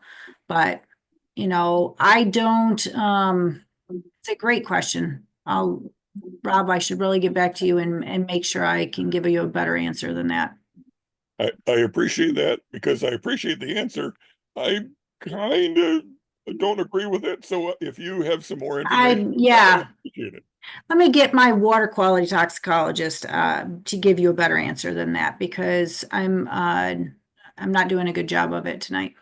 I understand that the surface water can be dynamic and it'll have gradients, but 8,300 compared to 420 seems just such a huge difference that that's what caught my attention. You talked a little bit tonight about cleanup. Is there an enforcement ability? Dan talked about establishing liability. Is there an enforcement ability of EGLE and MPART and all the organizations to force cleanup and to make sure it's cleaned up properly? Yeah, so MPART, for the most part, MPART is non-regulatory. So we rely on the agencies, EGLE, Department of Health, MDART, all the various agencies, to actually do the regulatory pieces of this. So all of those enforcement pieces would come through the existing rules and regulations within EGLE. So it would be a Part 201 cleanup authority that EGLE has under their normal standards, or in Joe's case, the hazardous waste rules under Part 111 for the state, which is the same set of laws as RCRA. So we do have those authorities. How effective they are obviously depends on the particular site and the particular liable party and what we're trying to accomplish. But we do have those authorities with the current statutes. Which leads directly into my next question, and that is that Dino Drive was Gelman, and Gelman has been extremely successful in avoiding responsibility for 40 years. And so I imagine that it's going to be also extremely difficult to get them to take responsibility for Dino Drive after our Scio's experience with dioxane. Dan, this is more for you. You said that there was a responsibility and a liability that went back to 1995, and Gelman was in operation from 87 to 93 at that site. Did they still own the building in 95? And if so, does that help in holding them liable? That is a good question for compliance and enforcement. And I'm waiting on tender hooks for them to let me know. They are making sure they're dotting all their I's and crossing their T's because of the Gelman affiliation here. At this moment, we don't know one way or another if they are liable or not liable. So they're looking into all of that. And not to talk about Gelman per se, but before 95, we had strict liability. So anybody who owned the property was responsible and could be held liable for the contamination, whether or not they caused it. So then after 95 went into effect, we have more of a causational standard for liability. So if you cause the contamination, then you have the responsibility to clean it up. So if they owned it prior to 95 and they caused the contamination, then they still have that liability. They would potentially still have that liability. But that's what we're trying to determine at this point is all of those types of scenarios is, how much information do we have? What do we know? What does this mean? And so we're consulting with the Attorney General's office. And Abby, to further your, I'm sorry. Was that Dan? Give you a hypothetical as well. Yes, Dan, sorry. Okay. To give you a hypothetical for the 201 program, it is self-implementing. And we do our best to work with them and the liable parties when there are liable parties, but we do have that scenario when the liable party is non-responsive to us.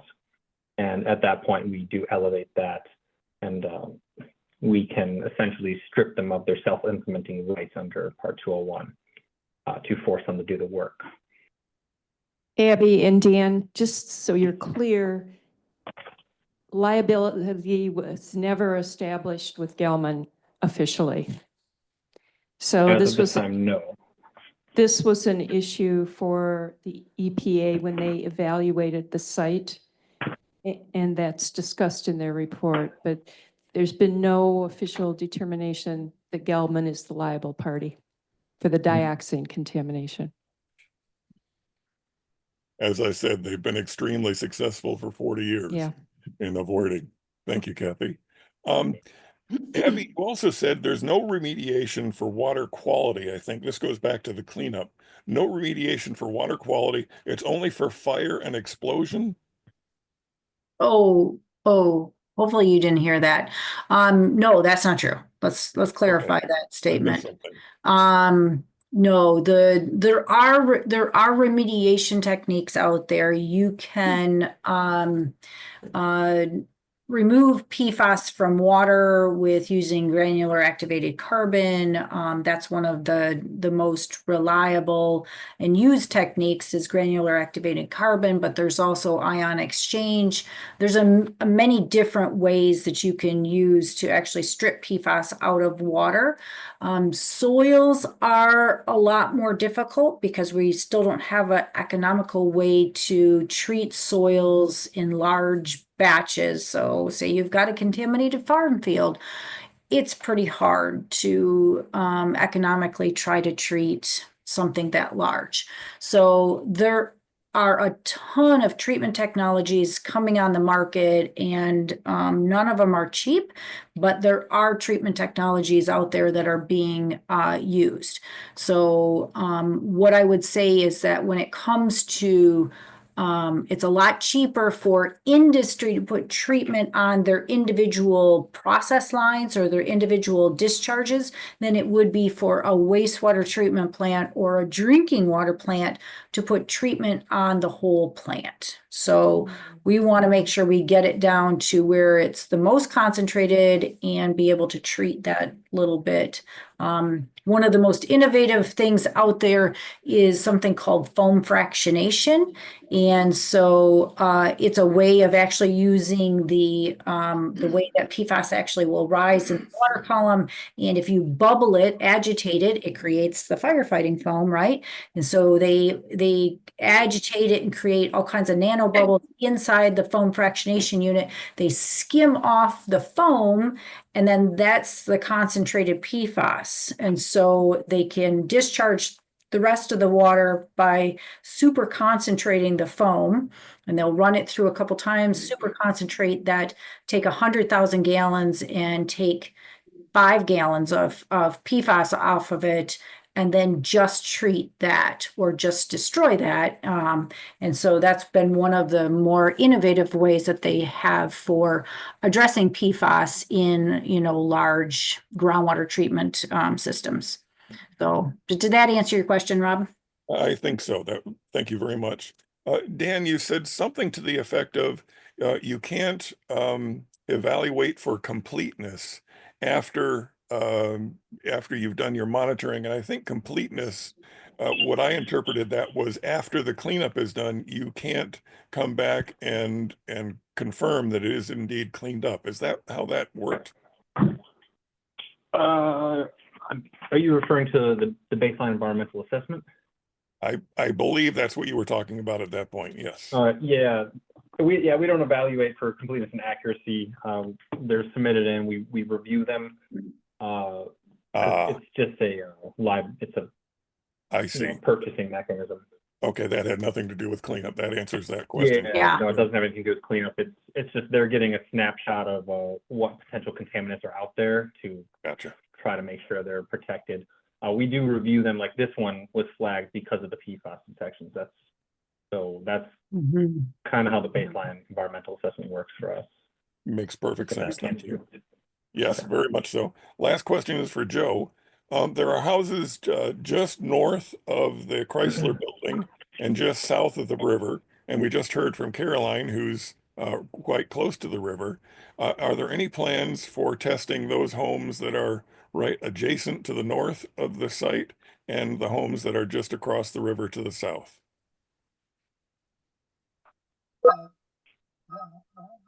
Whoops. Hey, Joe, get close and keep talking because your mic seems to get better as you talk. Yeah, back about, I think, 2021, Washtenaw County Health sampled, I think, 3 or 4 houses on the south side of the river that had were located near the river and shallow-ist wells on the order of 60, 70 feet, I think. And those were all, below criteria, not a problem. They also sampled a couple north in that subdivision, I think, just north that you can see kind of on the eastern. Up in here? Yeah. And groundwater flow, I mean, the releases were on the south side of the plant and groundwater flow is going to the river. So, there was really not, even if we did detect something in those houses, I would have probably suspected another source because we kind of know where the contamination is from the Scio and where it's going. But they didn't detect anything up there either. So they did some, I think they did 6 houses at that time. Okay, good to know. Abby and Kristen and Joe and Dan, thank you all very much for being here. This is a great presentation. I'm so glad that Roger and Dan Bignell were here. We appreciate them as our Scio warriors to keep us safe. So very well done. Thank you all. Thank you, board. Okay, no problem. And our contact information is on this slide deck, so feel free to reach out to us if you guys have got more questions. Like I said, like Dan has said, this BEA is definitely not complete in its delineation or true assessment of what kind of contamination is at the site. It was strictly done as a property transaction mechanism and not as a true investigation. So we would expect to see a better investigation if we can determine who's the liable party. Will this presentation be available in the minutes? It's got some great links in it that will be very helpful. It's in the packet. It's in the packet, Rob. Ah, okay. Thank you very much. You're welcome. Flintoff. Yeah, a question, because I'm thinking about next steps here for the board, but it hinges on a question for you, Abby or Dan. When do you think you'll have a determination, of if you can determine liability? Just a range, if it's 1 month, 3 months, 6 months? Oh, that's for me. I wish I could give you an answer. I'm hoping 1 month at most. But I guess keeping Kathy up to date with movement on that, would that be best? Oh, absolutely. Yeah. I just, that kind of informs a potential next motion I might have. Thank you. It's in the hands of the attorneys and compliance. Yeah. And I will say that's not, as you guys all know, that's something that's going to be done with some extremely cautious and careful consideration. And so we are not going to rush that process because we want to make sure that's rock solid for obvious reasons. So Dan can keep you guys up to date with how those discussions are progressing, but I think 1 month might be pretty optimistic. I think you might be looking at a couple months, just to be honest. I'm always optimistic. Okay. I know, Dan. And aside from that, if anybody does have questions or wants updates, you can feel free to contact me and I can be the point of contact to get questions answered as well. Great. And Kathy, are you going to continue to be our point? I'll continue to do that, yes. And I want to say thank you to Abby and the entire team. You did an excellent job. Yeah. Yes, thank you. Well, you guys held out a lot longer than I thought. I didn't think we'd get to 8:30, but thanks for asking such great questions. Treasurer Yeaple. Mr. Reed has a comment. Oh. I just, after hearing all this tonight, hearing what Dan Bignell had to say as well, I'm not walking away from this meeting was real warm and fuzzy, especially when I read in a statement from Dan Wild that no further action is warranted. Mm-hmm. That scares me. I mean, No. because listening to the results of this thing, it seems like a lot of further action is warranted. So I'm concerned where that statement, how that statement is justified. That was not the statement. No further action with the MPART process. This is now going into the RRD process. Which Yeah, I think includes we're not liability totally insurance. clear on next steps. Yeah. I think, yeah, if you could lay out Yep. very clearly the next steps. It is a lot of if then. If there is a liable party, then we engage with a liable party to ask them to investigate a potential septic field, sample surface water in the pools, look into the utility issues, sample further to the north. See if municipal is available as well to connect to if property owners would like to. So those would be appropriate next steps, but it's definitely an if-then statement. And remember that these residential wells will be resampled, in the next 6 to 9 months by our Department of Health and Human Services as well for follow-up on understanding trends and analysis for their drinking water wells too. What if we can't find a liable party? That becomes my problem then. It will become a state-funded project with approval. And I will write up a work plan, and I will most likely work with Scio Township to make sure we are getting all of our Christmas wish lists put in for the investigation. Of course, there's a lot of talking that happens between there. But I do want to say again that our normal process in remediation redevelopment is to start at the facility and work our way out.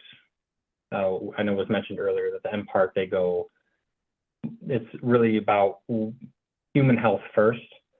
So Dan Bicknell is correct. It should be investigated in all directions. The contaminants on site in the soil, while there's no criteria for that, it's extremely elevated, and it will be a continued source of future contamination. So that is my personal mindset for this next phase of the investigation, is to take care of where contamination could be coming from for a continued source.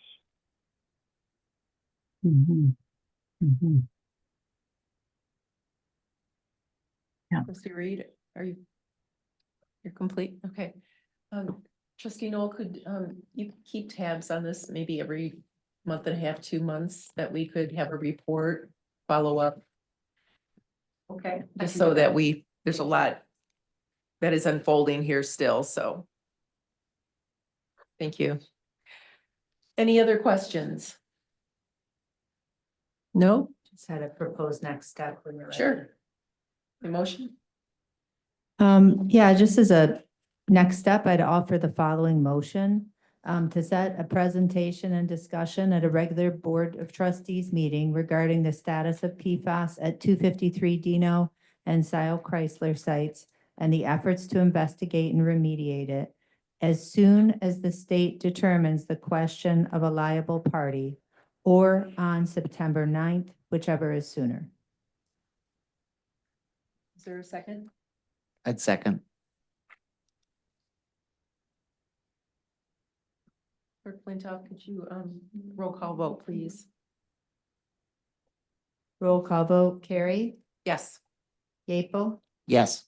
Flintoff, yes, Grant, Yes. Noel, Yes. Reed, Yes. Riser. Yes. Motion passes 7-0. And just a point of order to remind us, in our rules, any member can demand a roll call vote. It's not a question. Okay. Well, thank you. This was mind is swimming. There's a lot of information. But thank you so much. You've helped us understand things that we have been hearing about. Some of us have known more than others, but as a whole board, this has been very educational and hopefully Excellent. helpful for our community.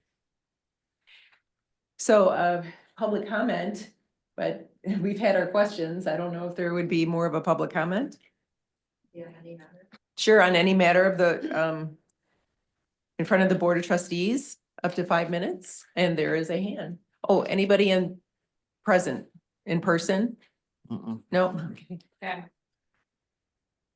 Okay. First up is Rob Pattinson. Go ahead, Rob. Just one final note from your friendly neighborhood techno geek. The microphones on the dais there are designed to work best between 6 inches and 10 inches away from your mouth. 12 inches is a little bit too far. 4 inches is a little bit too close.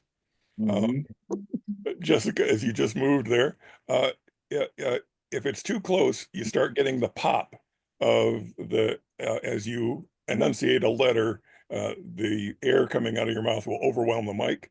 So it's about 6 to 10 inches. And thank you, Trustee Knoll, for turning on your mic at the beginning. And hopefully, as we're all getting used to the new system, we will all remember to talk between 6 and 10 inches away from the mic. Well done, gang. Thank you very much. Thank you, Rob. Thank you, Rob. Is there anyone else online that wishes to speak at public comment? Please raise your Zoom hand. There are no hands raised. All right. Motion to adjourn at 8:45. Is there, all in favor, say aye. Aye. Oppose? None. Motion passes. We adjourn. Thank you, MPART. Thank you. Thank you. Talk to you soon. Okay, bye-bye.